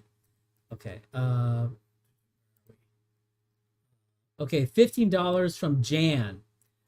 There must be a reason for that, quote unquote. Attitudes of not redoing a system is often correct because you'd encounter a new, bigger, forgotten problem once an old system is ripped out and a new one is implemented. It is a tough thing to balance. So Jan is sort of referencing a kind of, I guess I would say, conservative knowledge on that. Sort of referencing that, like, even if we don't know the reasons, or you could also call it a kind of a evolutionary knowledge. And I think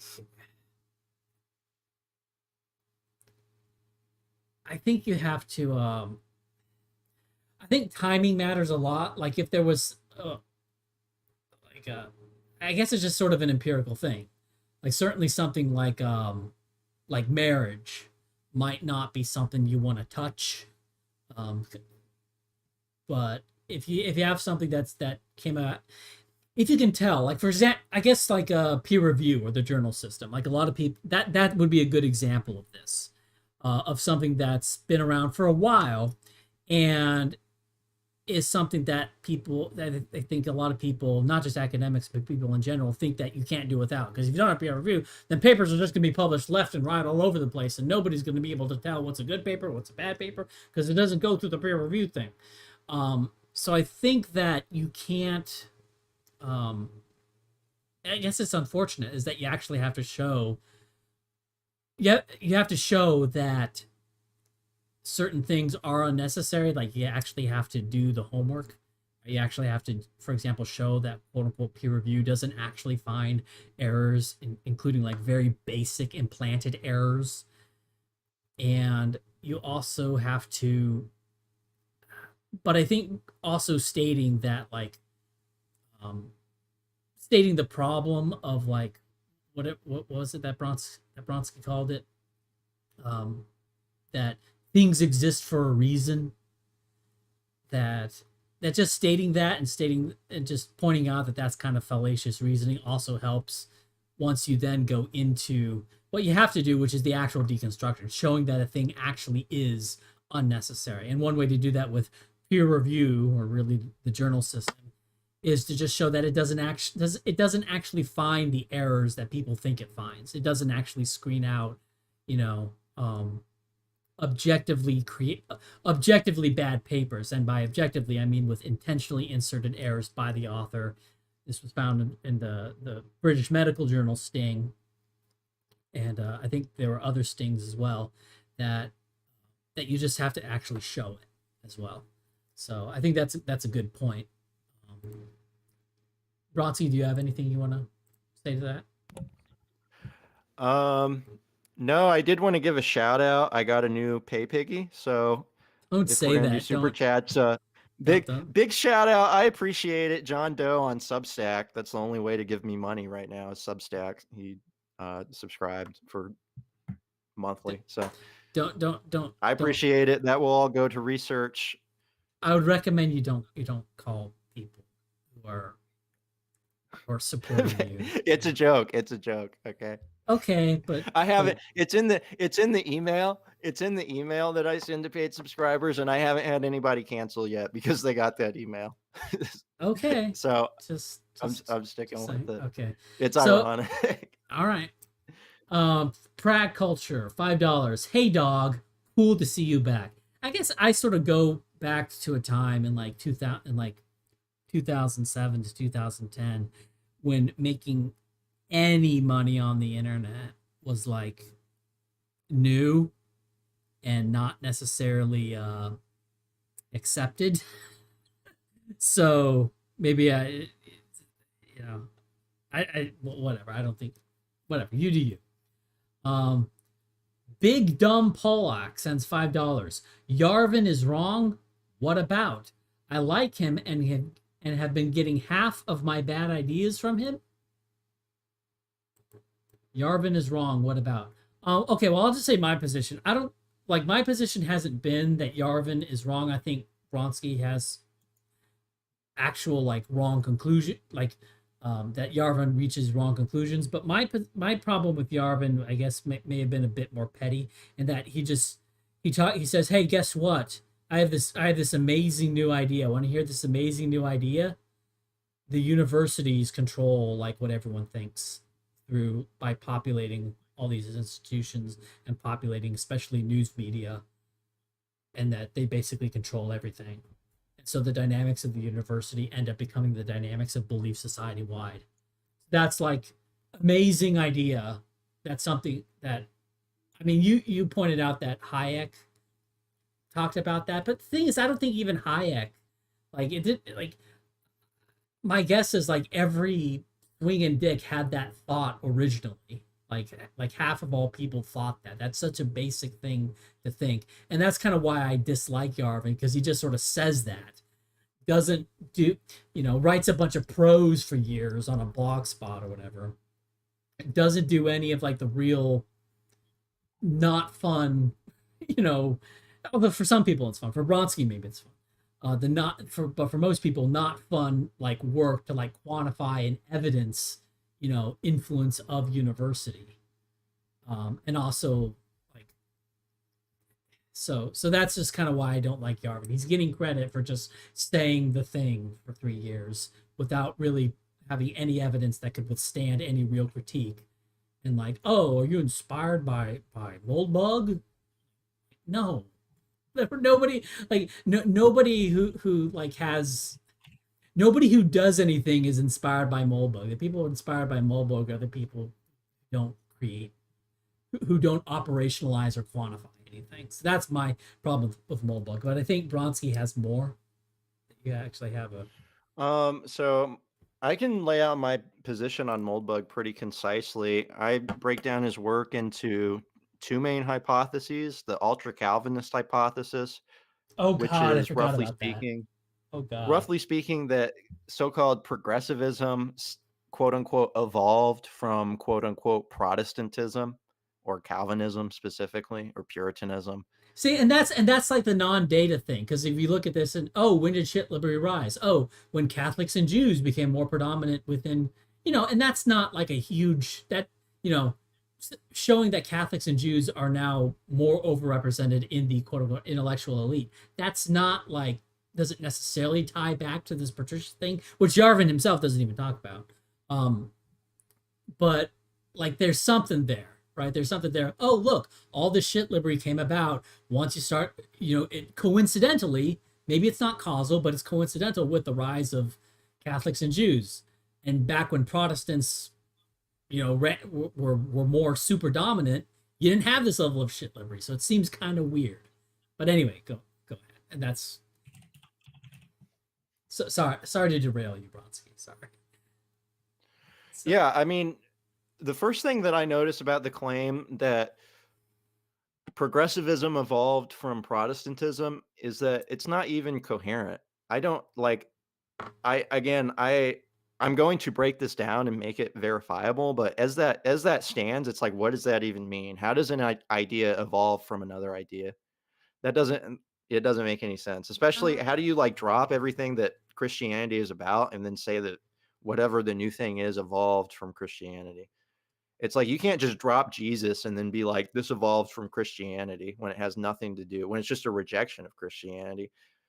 So uh, well, you could. What do you say? What if you had a bunch of people who are Christians and they were taught whatever Christianity entails, whatever it entails? And I don't really care what's in the Bible because the Bible is what's in the Bible, and the true interpretation of that book. Necessarily what Christianity, the phenomena is, I don't know, and I kind of don't care. But Christianity, the phenomena, whatever that is, if you strip away, let's say, for example, you have a bunch of people who grow up Christians and Christian society, whatever, and then they become wise and they drop all the spiritual content, all the Jesus and the Trinity and whatever. They may still have whatever those quote unquote Christian values, whatever those are, just not Jesus. So I could see that, and I've heard some arguments that Marxism was appealing to hyper religious people, but that also seems kind of wrong. Um, since I know in the U.S. the more Christian people tended to be more opposed to Marxism, but then again, well, that also ties into like neurological shit lib and what is like neurological shit libs actually being more religious, and that's why they're atheist, and that's why they adopt Marxism, but in I don't know about that. insofar, I've actually done some reading on this, and insofar as progressivism evolved by some sort of process of mimetic descent from some sort of other idea, it didn't evolve from Protestantism. Um, so I'm going to explain what it would have evolved from. But first, I just want to comment on like what even is mimetic descent. There's a lot of theoretical work that needs to be done there that Moldbug just didn't do, that he's just leaving me to do and leaving other people to do. You know what I'm saying? Yeah. What even is mimetic descent? It's like that has to be rigorously worked out to make that like a coherent, meaningful concept. But I mean, you can sort of begin to think what that is. But the reality is that the Constitution was written by atheists who were all Freemasons, and I believe that the secret of Freemasonry is atheism. It's on its face accepting of Jesus and deist. To enter, you have to say you believe in a supreme architect. I believe that the secret is that there is no supreme architect. And I believe this from reading a number of texts on Freemasonry, trying to elaborate on what the secret is. Some people think that the secret is that they worship Satan, but I don't think that that's coherent. And I read a really convincing book on Freemasonry from the 19th century. Um, I forget what it's called. I need to find. I actually let me pull this up. It's on my computer Uber soy somewhere. is Let me in see here. sources. Uber Yeah, soy. I was gonna talk about My, the my, Uber my, the my, Uber soy well, drama well, well, here in a well, second. no. He said my response to the slanderous live Yeah, stream is on Twitter and Telegram. I'm All right. I'm gonna read his response to demonstrate that I have character and that I'll read so-called responses to so-called slander on live stream instead of just not giving people any sort of exposure Oh, because I'm jealous or okay. something. But yeah, I'm um, I'm derailing you. The Molbuk. The chat was about Yarvin and bad but yeah, ideas, and you said first two Yarvin. Let things. me see. Where's this? Where is this great book? Let me see. Freemason. Link it to me so I I think can. it's just called A Study in American Freemasonry. Super good book. This is the kind of stuff Moldbug should have been reading. You should It's by a guy. link it to me so I can link it out to the. I'll have to. It's to the saved on my unwashed computer, but I'll to just the look it up. A Study unwashed. in American Freemasonry by Arthur Pruce. It is American. Found the Amazon link. It should be on Internet Archive. Oh, you can get it from Walmart. Let me see. Okay, I'm sending it to you on Telegram. Okay, there's one thing. Oh, it's on archive.org. That's good. I'll post it in the YouTube chat, and I'll post it in the Odyssey chat. But yeah, very good book. So basically, these people were atheists, or at least deists, but they were rejectors of Jesus and largely secular. Because the difference between deism and atheism is a distinction without a difference. Basically, there's no difference. It's the lack of any sort of theism or religion, just idly believing in some abstract supreme architect that is like all you can know about it is through the material world, and you have no belief in divine revelation or whatever. Yeah. Well, there's That's no. just atheism. Well, yeah. There's no divine morality, like what is right and wrong. Yeah. It's not, so whatever. Like you just reject all of Scripture. You reject Jesus, and you say, "Oh, I'm not an atheist. I believe in a God, but that God is like a rational, like material being or something." So it's not or he's like everywhere. It's not really a religion. Like this is just atheism, basically. You could just say, "Oh, that's even a God concept isn't necessary." It's like, what's the difference? There's no difference. So yeah. Well, I mean, that's one point I make about like a lot of these pagan quote unquote religions, is that, like, let's say you believe in Poseidon, and you say, oh well, you shouldn't piss off Poseidon because he'll sink your boat or something, or he'll make a giant tidal wave that'll flood our village or something.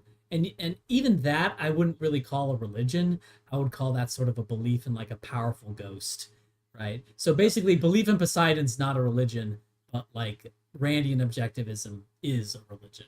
So it's not theism. But anyway, go on. But basically, every single founding father was a Freemason and an atheist. And like George Washington didn't really go to church, for instance. And it said when he did, he only did it for appearances. A huge example is Thomas Jefferson. He was the guy who wrote that all men are created equal. Huge line that has allegedly had influence for hundreds of years afterwards. He wrote something called the Jefferson Bible, which maintained that Jesus was just a man, that he was just a philosopher that was kind of cool, and that he was not God. So that's literally something that he wrote in his life. And I don't know if he published it, but it's there. You can just look up the Jefferson Bible. There's a Wikipedia page on it. He was an atheist. So that's where the U.S. was not founded by Christians. The patriciate was not Christian. The peasants were Christian. The U.S. is explicitly a deist, atheist state. That's what separation of church and state means.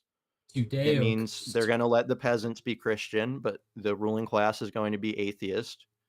And nobody in the ruling class is going to be able to force Christianity on society or the rest of the ruling class. And so where did that come from? Well, that sort of came from, you can trace it back to Rosicrucianism and really the Renaissance in the 1400s.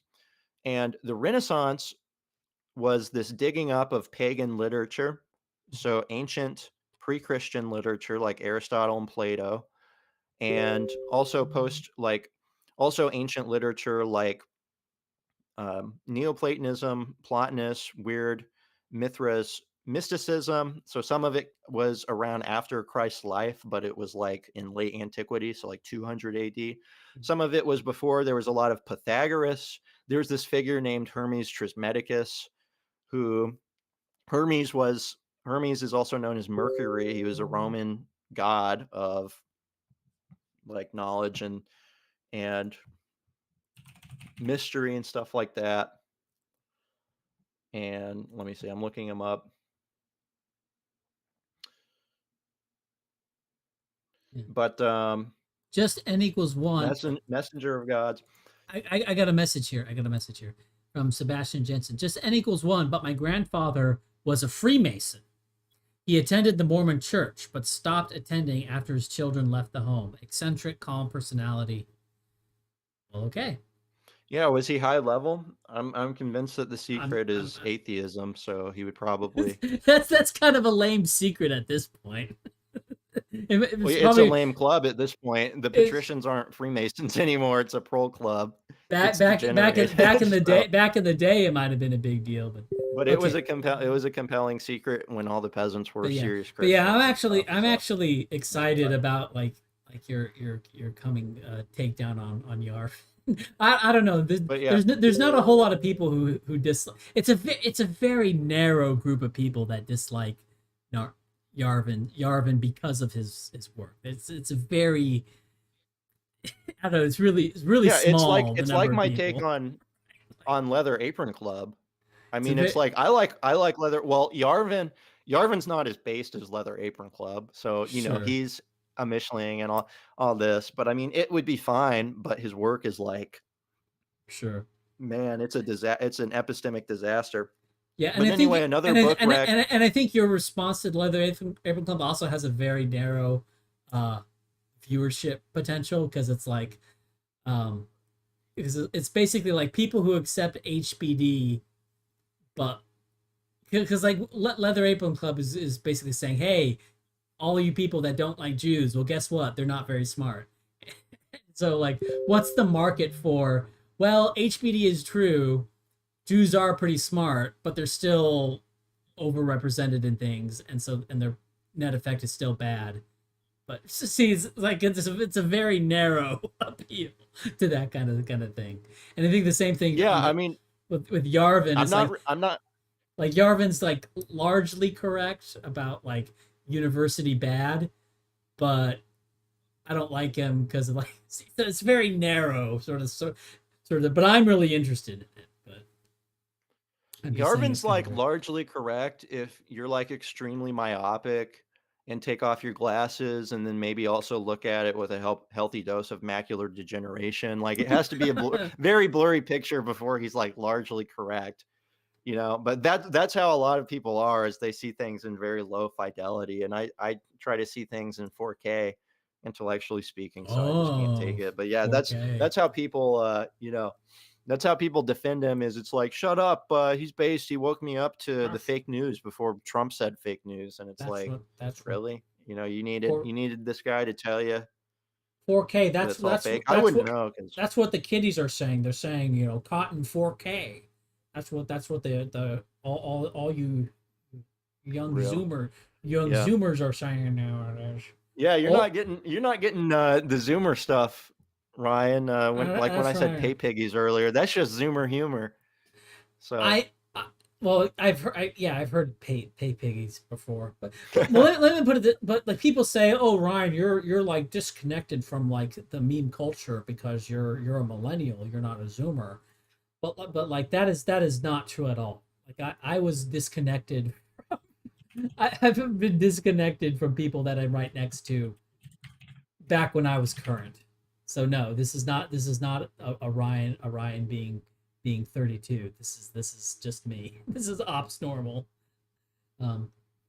Anyway. Okay, I need to go through these because people are sending money here. Hold on. Okay. $5 from HH.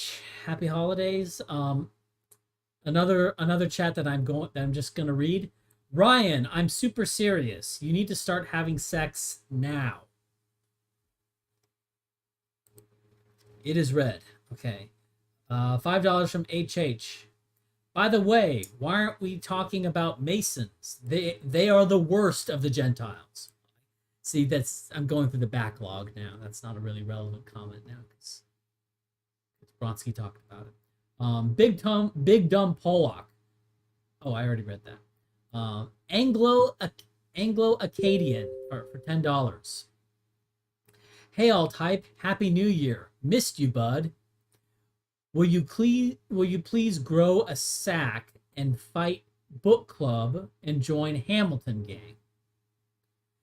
We are going full Rwanda on the Jeffersonians. I have no idea. Fight Book Club, join it. I don't know what these things are.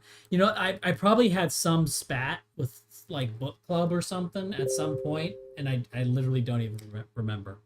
So I don't even know what book club and Hamilton Gang are. We're going full round on the Jeffersonians. When did you get back on Twitter? Late November, when Musk sort of granted kind of a limited amnesty, although he did ban sailors, so it's a little bit concerning. But yeah, um, sort of around the same time Andrew Anglin was let back on. You know? Have you heard of the? I don't know how to pronounce this. Radhanites. Radhanites. If not, prepare your anus. So Radhanites. Let me link that or just copy that. Radhanites.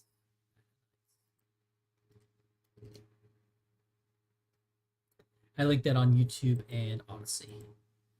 But yeah, I have not heard of the Radhanites, but now you got a shout out for the Rad RAD Hanites. Anglo-Akkadian for $5. Oedipus Complex by Sophocles defeated the argument for atheism.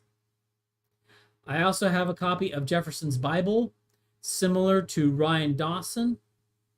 It's not atheistic. It is definitely deist. John Wycliffe. No difference. Is inevitable. Okay. Yada yada yada for $3. Why would the white patriciate frickin' endorse an ideology that forces them to hire incompetence, demands obeisance to a foreign country, and calls them the source of all evil? Decadence can't possibly explain that. Now can it? I don't think that they don't hire incompetence at the highest levels. They just are incompetence.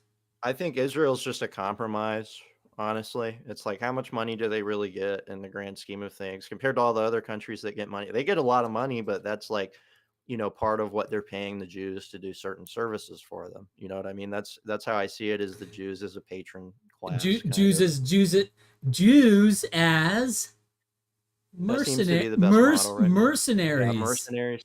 That's what they were in Egypt.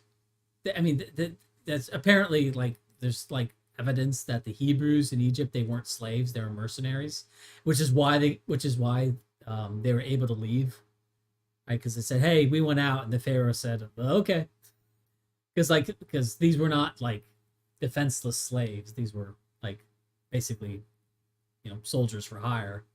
So it's interesting. Now, obviously, it's not really quite so much in a martial sense, although the state of Israel does a little bit of that. But yeah, so mercenaries. That's interesting. Decadence can't possibly explain that. Now can it? Yeah, I mean, there's a bit of an issue regarding like the Iraq War. Like, what was the reason for the invasion of Iraq in 2003? That's some, like, obviously like oil doesn't seem to make sense because there seems to be better ways to secure that, or the petrodollar explanation. There seems to be a better way to secure that. Just say, hey, Saddam, don't do that. Stop accepting other currencies for your oil, and we won't invade you. And you can stay in power. So Israel,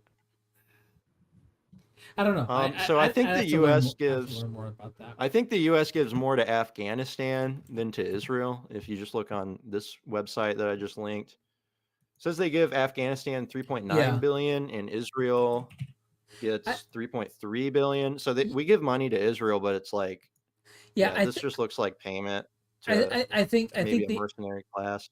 I think the issue of that is more of how U.S. foreign policy, like, I think it's more like the U.S. invasion of Iraq is more of a thing than the money given to Israel. Does that sort of make? Because like what's the explanation for the invasion of Iraq other than supporting it? I mean, it could be, like I said, don't discount true belief. Like we're going to go into Iraq and actually create like democracy in Iraq because that's like a good thing. It could be, the averagization of the patriciate, dumb enough to think that they can go into Iraq and have a functional democracy. It could be that. I like. I think that the oil and like petrodollar based explanations don't work. So the only two explanations I have sort of in my head as for the invasion of Iraq are they actually believed what they were saying about functional democracy in Iraq, or Israel wanted it for some reason. Those are the only two. Why do you think 9/11 happened? If they had the will to go into Iraq before 9/11, then they would have just gone without 9/11. But 9/11 happened, and that led to Iraq. Obviously, yeah. So obviously, who did 9/11? Whoever yeah. wanted to get the patriciate to agree to go to Iraq.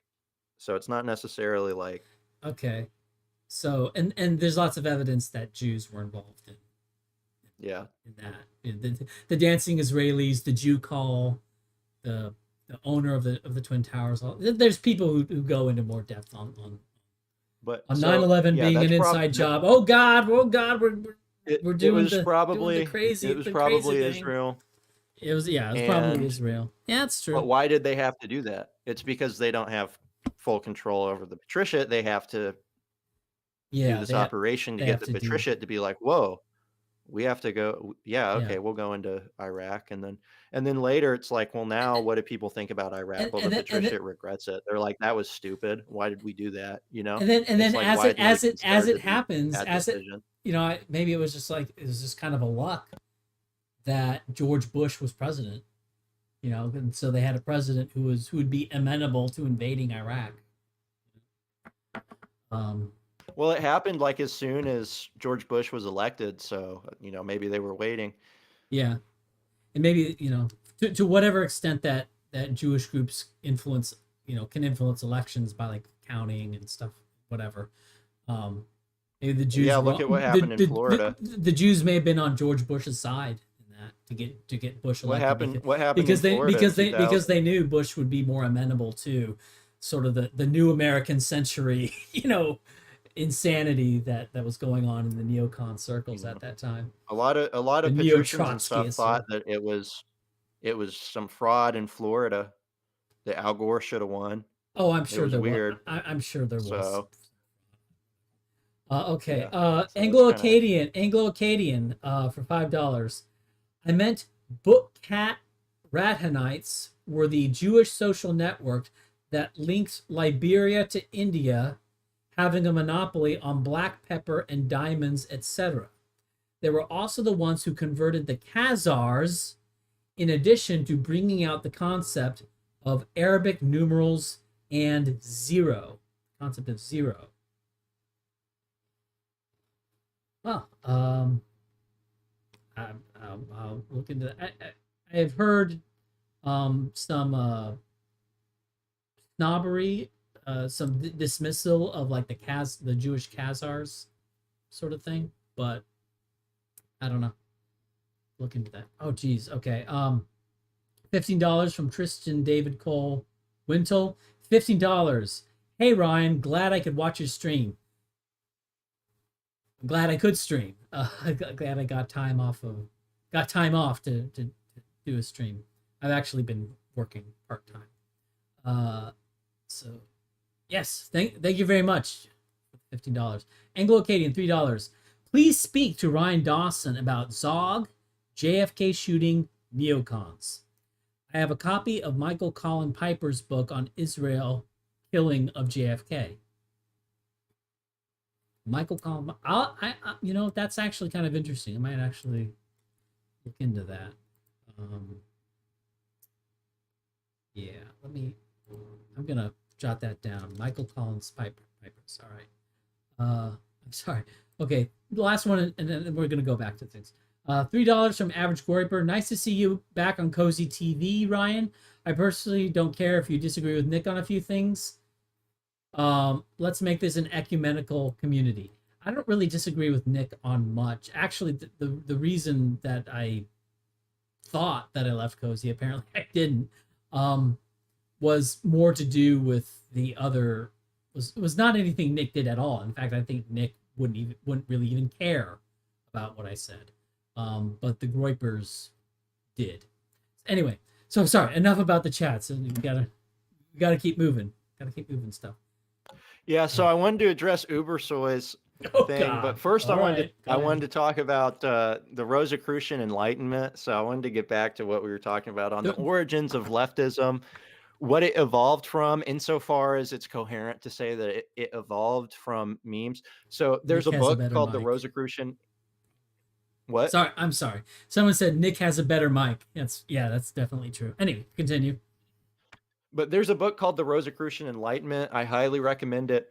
In this book, you'll find that as far back as in between the 1400s and the 1600s, there's this organization called the Rosicrucians.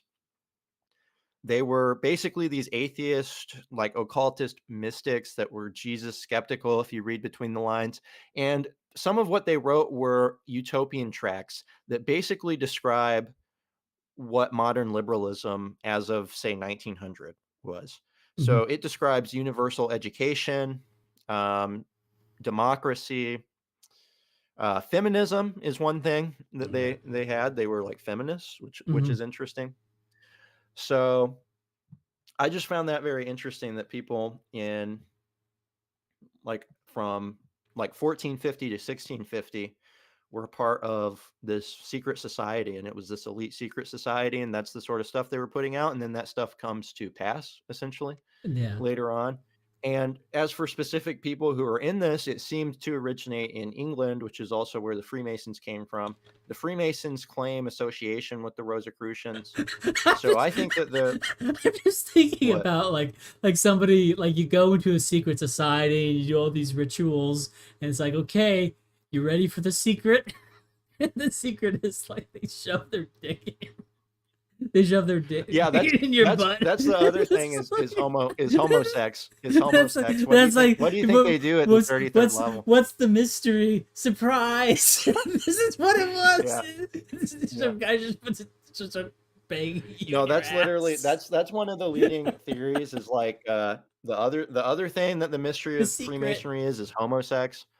Yeah, like I've heard that's a serious thing. That's a serious. And it's like, that's something that they would keep secret. You know what I mean? Yeah. That's something that nobody would tell. Like, oh, I got sodomized. Right. At the 33rd level. Oops. Okay. And, it's like, it's mystic because they'll tell you, like, this has, mystic properties. You're getting sodomized to become one with the supreme being or whatever. Ooh, And so then they accept it and shit because they have so much invested. And it's like this gay club. Right. But I'm doing the dance here. I need to I'll be back in a second. That goes hand in hand with atheism though, because Christianity is very anti-homosexual. So you probably have some gay stuff going on in there, and that was always an accusation levied at the Knights Templar, who were potentially the father organization of the Rosicrucians, and it was an elite knight organization in the Catholic Church that was expelled from the Catholic Church in part because of accusations of non-Christian behavior such as black magic, atheism, worshiping a goat's head, and sodomy. And the Freemasons pay homage to the Knights Templar. They like this guy named Jacques de Molay.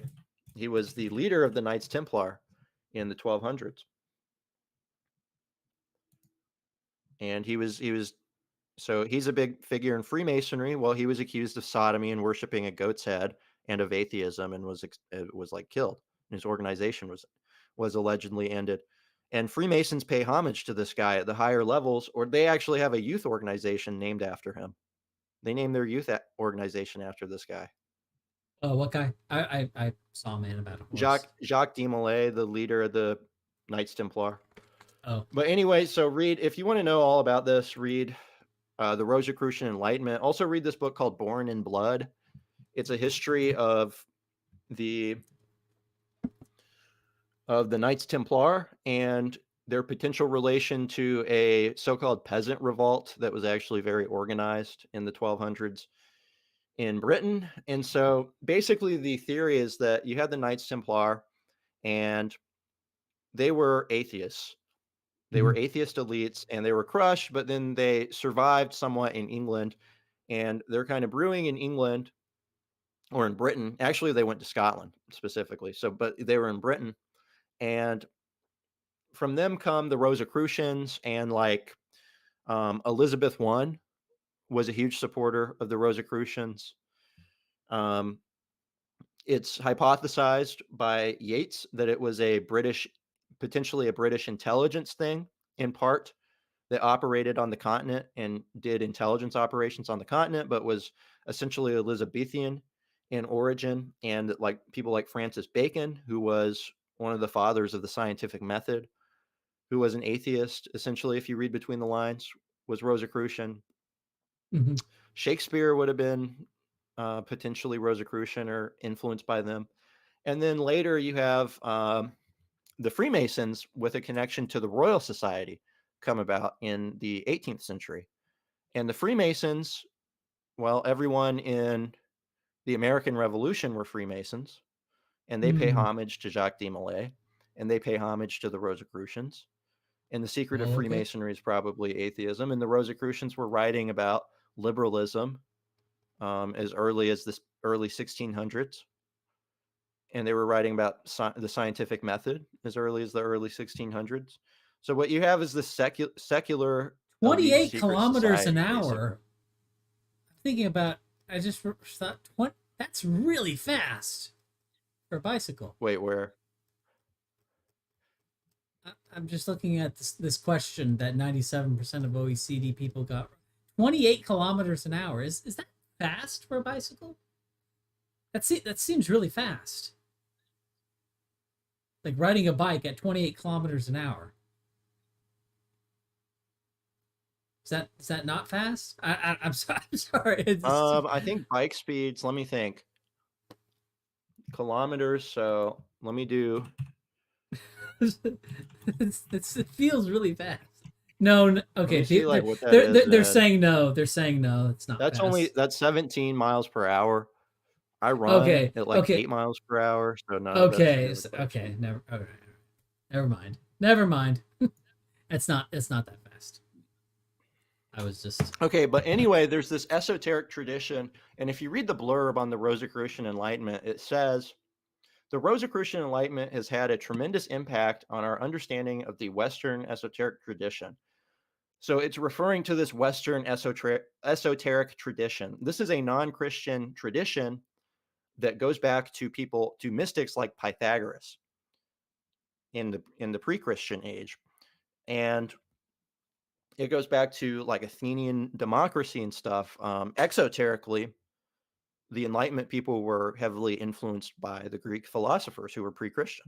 They weren't Christian. They were more atheist. They were atheists. Did they really believe in the Greek gods? I don't think so. I think Plato was an atheist. Oh no. Stuff like that. I don't. So Yeah.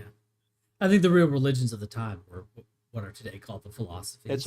it's all atheism. So before you get the separation of church and state, these people are atheists. That's why you got the separation of church and state, because they were atheists. Liberalism evolved from this pre-Christian Western esoteric tradition.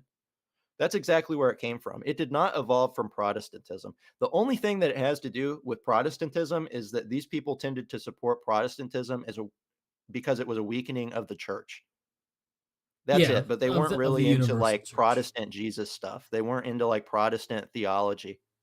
It didn't evolve from Christianity. It evolved from a non-Christian tradition that was parallel to Christianity, that was a rejection of Christianity. And it rejected Christianity before any of it was implemented. Moldbug says that's interesting. They were Christians, and then they evolved to reject Christianity at some point in the 19th century because it was adaptive in a democracy where there were religious disputes or whatever, and that separation of church and state came out of religious dispute. That's the elementary school narrative. Separation of church and state actually came because the patriciate were deist atheists. And so the essential error in Moldbug when it comes to his ultra Calvinist hypothesis is that he thinks that the loss of God evolved as an adaptation to religious disputes, wherein the compromise to the religious disputes was separation of church and state. And so it became adaptive for your religion to lose God, and then it wouldn't be recognized as a religion, and then it could dominate. But actually, God was rejected first, and liberalism was already pretty well formed before it was ever implemented, and then it came about later. Right. And of course, when it So comes about he later, got it precisely wrong. when it comes about later, of course, early shit liberty, they're all making like Christian appeals to like end segregation, you know, we're all brothers in Christ and all that stuff. So that seems, so yeah, that seems to check out. Yeah. I wonder, I wonder if to what extent that like I know, for example, that the like one of the main things that the Ku Klux Klans, plural, because there was no singular clan. One of the things that they were like most interested in, like almost like about as much as they cared about the Negro problem, was Catholics. They're very anti-Catholic, and I wonder, I don't know. I don't know if there's to some extent any like in the past like some encouragement of anti-Catholic sentiment among the Prots in the U.S. at the time. Absolutely. The Masons were super anti-Catholic. The Catholic Church condemned them and said that no Catholic could be a Mason. The Mason wanted Catholics to join Masonry and be subverted. Masonry allows Catholics, but is anti-Catholic, and worked to subvert the Catholic Church. The Catholic Church declared Masonry anathema, said no Catholic could be a Mason. But then what happens?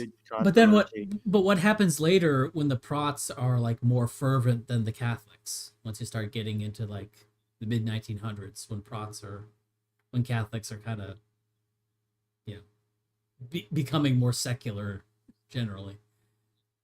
It seems like they just become anti-Christian altogether or something.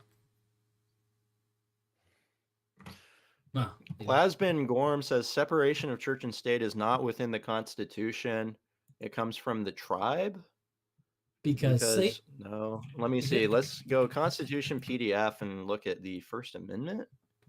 Maybe let me see. It comes from the tribe because Satanism is akin to atheism. Congress shall make no law respecting an establishment of religion or prohibiting the free exercise thereof or abridging the freedom of speech or of the press or the right of the people to peaceably assemble and to petition the government for redress of grievances. That's the First Amendment. Was that written by Jews? I don't think so.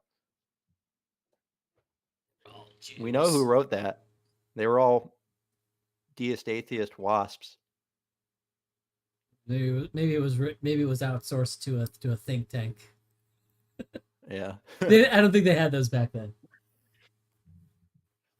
But all right. So thanks for running my stream, Bronski. Thanks for good to have you on. Do you want me? Do you want to go? Huh? No. I don't have anything to do. But what was it? So those were the two problems with the mold bug? Well, okay, so that was only the first problem. So that was the ultra Calvinist hypothesis. Okay. So yeah, I could already just like make a whole video on that probably, and none of that even uses exousiology. He's just like blatantly wrong if you read about the history of the Western intellectual tradition. Okay. But the second issue is the cathedral hypothesis, which is that the sovereign class is that's problematic. The Gillen study pretty much debunks that. It shows that the economic elite predict policy and that the masses don't, and professors are not in the economic elite. They only make like maybe 120 before taxes. Usually, the average professor. I mean, it could be possible that the economic elite and the professoriate their beliefs align, and it's really the professoriate that's driving blah blah blah, and also that the professoriate is driving the opinion of the economic elite, which seems plausible. So I mean, I don't think so though, because the I economic don't think elite so. has the real material power. The professors have to respect the economic elite or Sure, they don't get sure, grants. sure. Yeah, I'm not saying there's no back and forth and business doesn't influence academia, but I would say, like, to a certain extent, academia is to some degree left to do what it wants to some degree, and certainly, I mean, where do these patricians? Like these patricians? They all go to college, right? Or most of Most them of them do. do. Most of Some of them them do. drop out, like Bill Yeah, Gates and Mark some. Zuckerberg and Sure, sure, that. But but so to the extent that there's any influence at all, there's going to be like professoriate influence on these people who then go on to make up the patrician, right? So and there may be some now, but yeah, I think the idea of a sovereign university is definitely wrong, but yeah, but I need to research how much power certain top professors actually have. I know that the corporate media is corporate. Moldbug and Moldbug people will try to say that the corporate media is actually run by because I'm actually being charitable to Moldbug. Moldbug not only says it's professors, he says it's journalists, which I think is more ridiculous. I've already debunked the journalist half because journalists wait, are just employees of corporations, wait that and those corporations are is controlled by the it top. sovereign journalists? Yeah, sovereign journalists and Oh professors. God, So oh God. basically what he's doing, you can tell what he's doing is he's looking at the Sovereign ideological professors. institutions. Sovereign He's saying that the professors, like a little bit. Okay, go ahead. Oh, sorry, sorry. He's saying that the ideological institutions are sovereign, and specifically that they're run by the bureaucracy within the ideological institutions, not the top leadership. He's saying within the ideological institutions, they are decentralized, essentially, which I find gross. I just find that aesthetically displeasing, but it's also not true. Yeah, journalists get their talking point straight from the feds sometimes, says Florida man. Oh yeah. You can look at how media corporations work. I use a letter from News Corp with the Murdochs to show that the board of directors controls the direction of the Fox News people, and it's the same thing in the liberal media. It's controlled by the top. It's the journalists are not free or agentic or sovereign or anything like that. They're just employees, and they're replaceable. You can look at how much money a journalist makes. They hardly make any money. They're very replaceable. You know, Well, yeah, I just about bet I could hire a random girl from my local high school to be a journalist if they're I went very to Staten. replaceable. They're very replaceable Yeah, because they don't have any skills. It's not journalism isn't a real thing. It's not a field. It's just recording events. exactly. Shut So up. they can't be powerful because they don't really have any talent. Professors at least are more intelligent, and to Steelman Moldbug will just consider Ivy. And he says it, to be fair, he says specifically professors at like Columbia and similar universities. So not maybe not as much your local state school computer science professor, but more like professors of some cultural topic Sure. at Harvard and Columbia. And so they're going to be pretty smart at least. Yeah. So you can see why they would be The elite, but fields the fields that grew and came into existence as theology collapsed basically. So, and so yeah. So one thing I was looking at is you're talking about sort of the patrician. To what extent do uh, like uh like do they and I don't know if you have any evidence on this or not, but to what extent do they determine the staffing of universities? Because this is one thing that uh I've talked about a while ago. Let me look at this. So because I know for HBD, I haven't been able to find stuff for other fields because surveys for whatever reason they don't like to do when people do surveys of academics and what they believe, they don't like to look at age very much. But I know that in hereditarian in the um this was is I wrote Eastern and Western Europe, but this is primarily former USSR Warsaw Pact. Basically, so these are physical anthropologists, and basically the ones from the Soviet era were more. This is from from the East. Is that well, yeah, basically the younger physical anthropologists from the East are really recognizing of race, and the older ones are a little bit more split on the matter. And in the West, they're all basically just denying race. So, so, and I wonder to what extent, like, this is true, sort of in academia generally, that basically, because this is something that actually Sean Last talked about, but he's not with us now. He's off doing other things.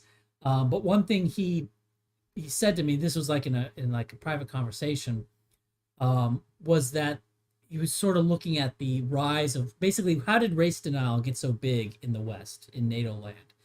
And what he found was that the older physical anthropologists were not convinced.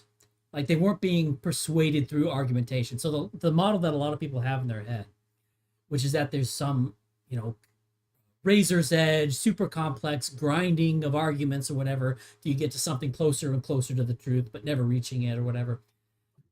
That did not happen in physical anthropology and the rejection of race. What happened was basically a bunch of new anthropologists came into existence that just denied race. So basically, the ideas that the experts go on to have are formed in a time before they have their credential, right? So this argumentation thing, this argumentation grinding out to the new good ideas doesn't seem to have been the case for physical anthropology regarding human divergent evolution. And that seems to be, and that sort of ties into what you're saying, Bronsky, about the patrician, and to the extent they have any influence, particularly on teaching professors. If they have particular influence on teaching professors and who gets, well, kind of who gets tenure, then that could go a long way to sort of a specific, identifying a specific mechanism in which the elite sort of shapes public opinion over time, to the extent that what the professors believe, because I think that the denial of biological race in humans, that's a very clear example of sort of academics directly influencing public opinion, because I hear it all the time. And that may be why. And another thing is that, like, overstating, like, the idea of a sovereign university may be a lot more plausible to people who are to basically HBD people, because to us it certainly feels like this university is very powerful and very tyrannical and just lying, just shit out the mouth lying. And so it may be like on certain issues, on like things that I would call quote unquote religious issues, where the patrician is going to have much more interest in who becomes like a tenured professor and then teaching the next generation of high level anthropologists, for example. I don't know if anything you've looked into goes into that level of detail. That's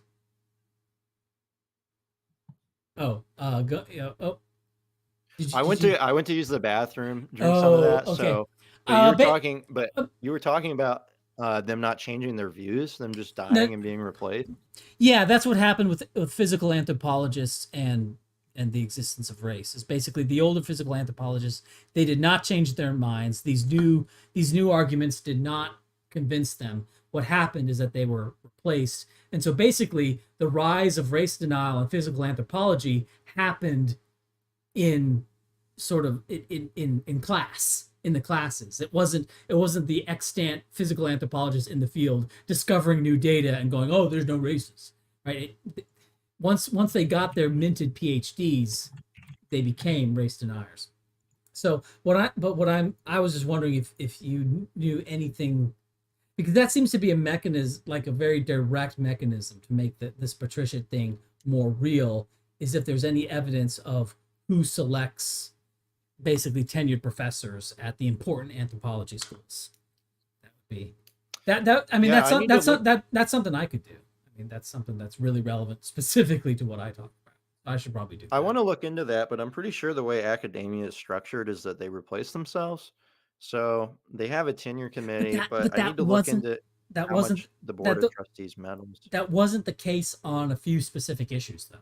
On a few on that, well, at least that wasn't the case in what I'm talking about. So I have an example of where that's not the case, where they were replaced with people who differ from the previous. I mean, that may be what you're saying may be generally true, but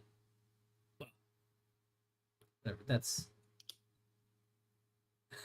that's Well, I mean, they choose their own replacement, but if the pool of people to choose from is skewed towards a new view, then inevitably that new view will probably come to predominate, especially if they're not selecting against it. And yeah, yeah. but yeah, I need to actually look into that. Like, that's a major thing for debunking Yarvin's cathedral hypothesis that I haven't done yet, is just looking into all the ways that professors are at best part of the patriciate. Like I said, I accept that some of them are part of the patriciate, but there are definitely other institutions at play. If the professors, even as a class, don't keep the grace of the corporate media and the economic institutions and the violence institutions, then they'll find themselves discredited, defunded, censored, and all these sorts of things. And one example I like to use is what the actual Debunked. consensus is on HBD. HBD researchers think that the black white IQ gap, for example, is highly genetic for the most part. Intelligence There was a new researchers. survey on this. Yeah, intelligence researchers. So if it's really the experts, the expert professors rule, what cathedral rule looks like is eugenics and HBD. Eugenics was huge in the academy and never caught on in wider society before it was crushed. Yeah. Many the experts that research HBD believe in HBD. It's a few propped up. It's a few professors like Kevin Bird or what. He's not a professor yet, but same thing, who are propped up by the corporate media, things like Vox and the broader patriciate, who deny it, but they're a minority. They pretend to be a loud majority. They're a minority. So it's like, if it was actually the professors, it's like the professorial class consensus is something like the black white IQ gap is at least half genetic, which um, I know, Ryan, you said it was like 80% a few years ago. Yeah. I think Yeah. it's probably higher than that. Yeah. Well, it depends on what you. 50% is the bell curve position, though, so that's Yeah. Yeah. controversial. I mean, it depends on But that's not what we see. Yeah, it depends on what you mean by genetic.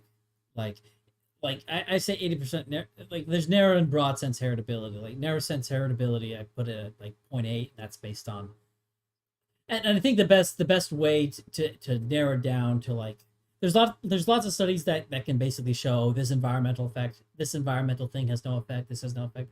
But in terms of actually getting to a number, subtest heritability is the, in my opinion, the best way to sort of narrow it down to like a specific number, and they all kind of float around 0.8. But that's for narrow sense heritability. Now broad sense heritability is like, let me put it this way.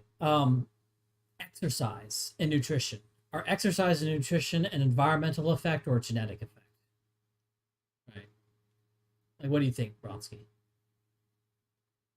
Yeah, well, I mean, exercise and nutrition are behaviors that themselves are heritable, Well, but there they you can go. have an There you go. impact on your IQ score. You got like, you're like in the 99th percentile of understand of just innately understanding. Yeah, that. I'm That coming be out with like papers on this stuff. I kind of am, becoming a an hashtag expert on this hashtag field. So, hashtag. you're kind of like talking to the next Well, Eric okay. Turkheimer if you were based. I don't know, but Well, there you go.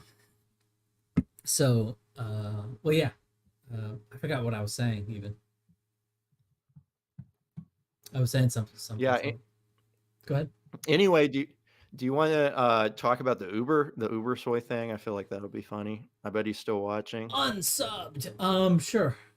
Uh, I mean, if you want to shit on Uber soy for some reason, I don't really have. Well, much. I just wanted to be decent and read. He thinks he got slandered, so I don't want to slander him. So I want to All right. clear this up. So he put out this statement on his Telegram, says, just got slandered by Joseph Bronsky on Alt Hype stream, claiming that my position was that Jewish IQ is around 135 and that their success is 100% attributed to IQ, which I have never argued for. In the video, we emphasize the role of personality, location, and other variables without excluding nepotism. I am not an IQ reductionist. He is. You cannot be an IQ reductionist when blacks with under 20K income have a 180 racial gap to whites on the SAT scores, while the gap only decreases to 149 at the over $200,000 cohort. Clearly, success is not only attributed to IQ, at least when it comes to income and wealth. And he cites a study, Zagorski 2007. Jewish overrepresentation in the academia, politics, and the media can be better explained when factors other than IQ are taken into account. This is precisely what we did in our video. In the same interview, he also claimed that I am part Jewish, therefore implying that my arguments should be disregarded and instead Leather Apron Club should respond to his video, which didn't focus on any of Leather Apron Club's studies, by the way, and offered some GWAS. Oh, did you fall out? Oh, rip. Rip. Let me recall him. So, oh, yeah, you're I back. take action with slander. You're back. You fell off. You fell off at about. Oh, did people hear that? What did people not hear? Let me see. GWAS. At GWAS, okay. Which didn't focus on any of Leather Apron Club studies, by the way, and offered some GWAS with limited power, and not mine, which contained a large summary of relevant literature and research. The level of entitlement here speaks volumes. So, okay, first, I take accusations of slander seriously. Yeah, I don't want to slander anybody. Now, I guess it was kind of just a joke, but I felt like Ubersoy was kind of slandering Leather Apron Club because he was posting this screenshot of a video that didn't exist that was Holocaust denial. And, that's illegal. Think what you want about it, but that's illegal in some countries and can get you thrown in jail. So that's a pretty serious thing to that's a relatively serious thing of accusing someone of doing when they haven't done it. Again, it's not necessarily yeah. And by the in way, absolute terms the worst thing in the world, but it's sort of like claiming somebody committed a crime, and so it's not really okay to joke about that. Again, I'm sure it was just meant as a joke, but I wrote a comment on that. And also I want to say to people right now, like I am like I make criticisms of bad arguments in favor of the Holocaust. I'm actually like, my view of the Holocaust is that the Western camps were real, and that's why I bring up a lot of the arguments and why I have a lot of problems with the move east, is because it kind of implicitly invalidates the whole thing when you say, oh, they were all just in the Soviet zone. That weakens the argument. That's why I highlight it, and that's why I bring it up. I am a Holocaust believer all the way through and through, down to my bones. I believe it. I believe it absolutely. And what I do by sort of clearing away a lot of the bad arguments in favor of showing that the Holocaust happened, what I'm actually doing is I'm getting you guys to a new point to understand that the true reason we need to believe in the Holocaust, despite all of the bad arguments for it that I respond to, and sort of a hypothetical case that it did not happen, the reason I do that is to bring you to a point where you recognize that the Holocaust happened not by sight, but by faith. Okay, so I just want to make that very clear so that everyone understands my view on that. Okay, yeah. Go ahead. So he's accusing me of slandering him. Yeah, I don't know if what you're even accusing me of would even technically qualify as slander, but I'm not going to spurg out over the specific definition. All right. Ubersoy said things. You said things. Nobody cares about Ubersoy. So I don't know what we were talking about. We were talking about the Freemasons, and we were talking about, or you were talking about the Freemasons and how the founding fathers, they were all atheists, and so the idea that shit liberty came from Protestantism, particularly Calvinism, is silly because it was all atheists from the start. That's what you're saying. And that's kind of interesting. That's something Yeah, that I hadn't really thought of. I knew that these guys were atheists, but I never sort of made that connection that they were. I didn't make the connection, I guess.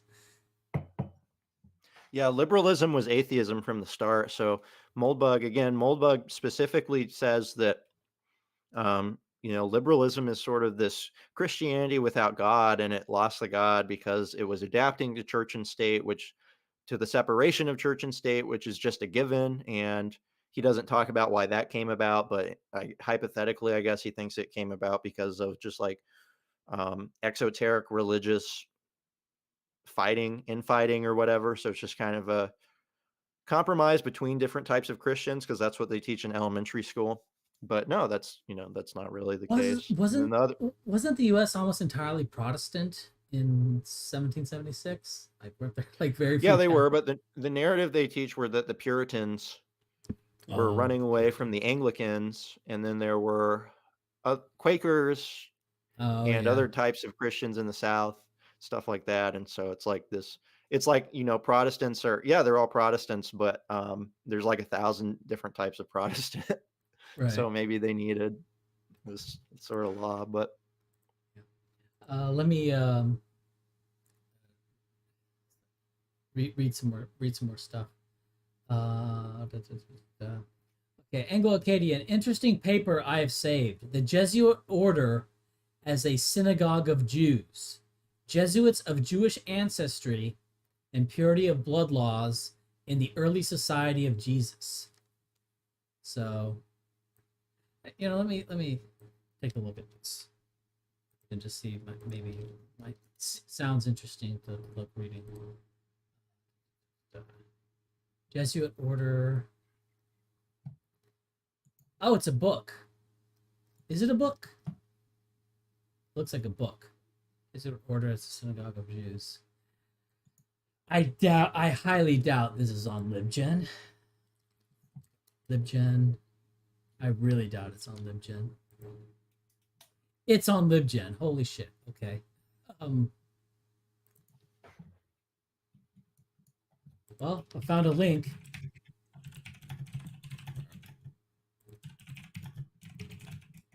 Jesuit order is a synagogue of Jews. And I'll put it here as well.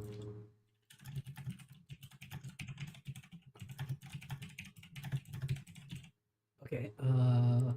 Who's next? Will for $10. Are you a fan of Murdoch?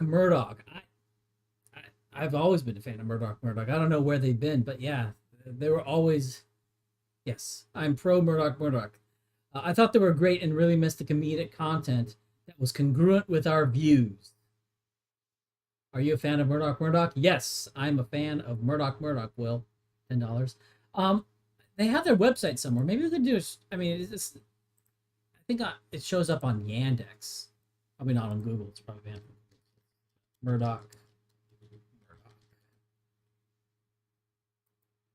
I rewatched their Nick Fuentes episode from like 2 years ago the other day and thought it was kind of funny.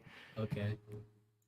Let's not get into you're streaming on Cozy, so let's not get into that. That's halal. Well, no. The thing is, I disavowed my Cozy channel just so that like I could shit on Nick if I wanted to, but like I don't. But what's weird though is that like now it's sort of like I don't care. I think the results of the Yay adventure have sort of proven proven like what me and Dawson said, that this is dumb. So there's Murdoch's website. It's murdoch.net. Yeah, murdoch-murdoch.net. It's all there. From Damon, $10. What about Mitchell Heisman's theory that the founders were more or less motivated by resentment against the Norman conquest, which was blessed off by the church? This would explain the Reformation and anti-religious sentiment among Anglos. that is that goes pretty far back. That's some deep. That's pretty. I don't know. I mean, I would be very skeptical if they would continue to have animosity against the Norman conquest as being like Christian invaders or something. That seems really weird. I am knee jerk very skeptical to that idea, but I don't know if he makes a good case for it. Then who's this guy? Who's this guy? Mitchell Heisman. I mean, if he makes a good case for it, I'll listen. But my knee jerk reaction is uh is no. But that's all. I don't know. Do you have any opinions on the Norman conquest and how it made the Anglos, or at least the I've Anglo never heard of elite, that, but anti it probably caused some ethnic tension. by Although after the by Norman by conquest, the 1700s? That's the yeah, okay, yeah, that probably doesn't make sense. Because after the Norman conquest, it's like, who ruled Britain? The Normans. kind of. Who was the Anglo patriciate? The Normans. So Yeah.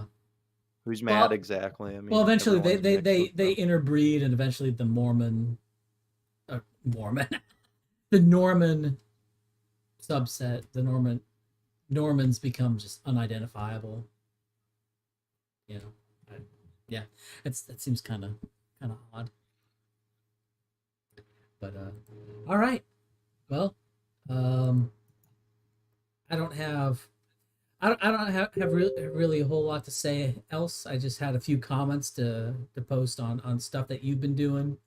Um, I didn't really prepare much. I'm past my preparedness. This is not a very well prepared stream at all. This is a very poorly prepared stream. Um, I literally don't even know how many people are watching. But so I'm out of stuff to say. I don't know if you have like more stuff to. I mean, you can always come on later. Don't think like, oh, this is my chance to say things to people. Don't think that.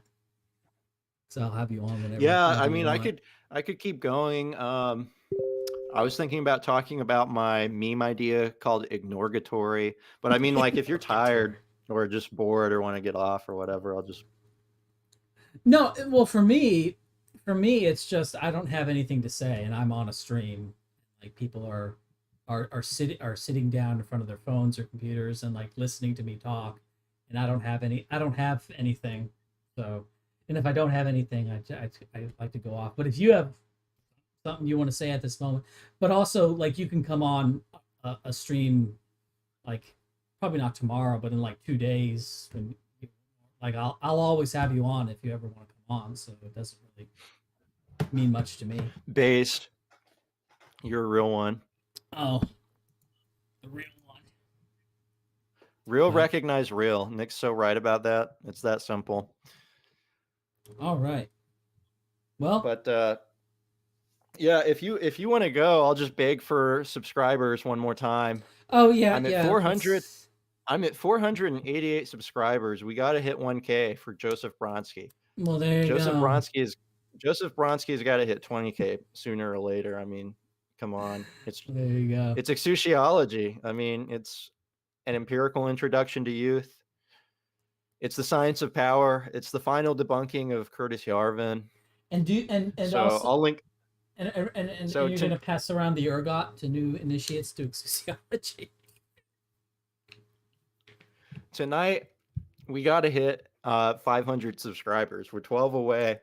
Just We got to hit 500. So 490. We're at 490. Ryan says something and you just keep talking. 492. Just ignore him. Just ignore him. 490. 493.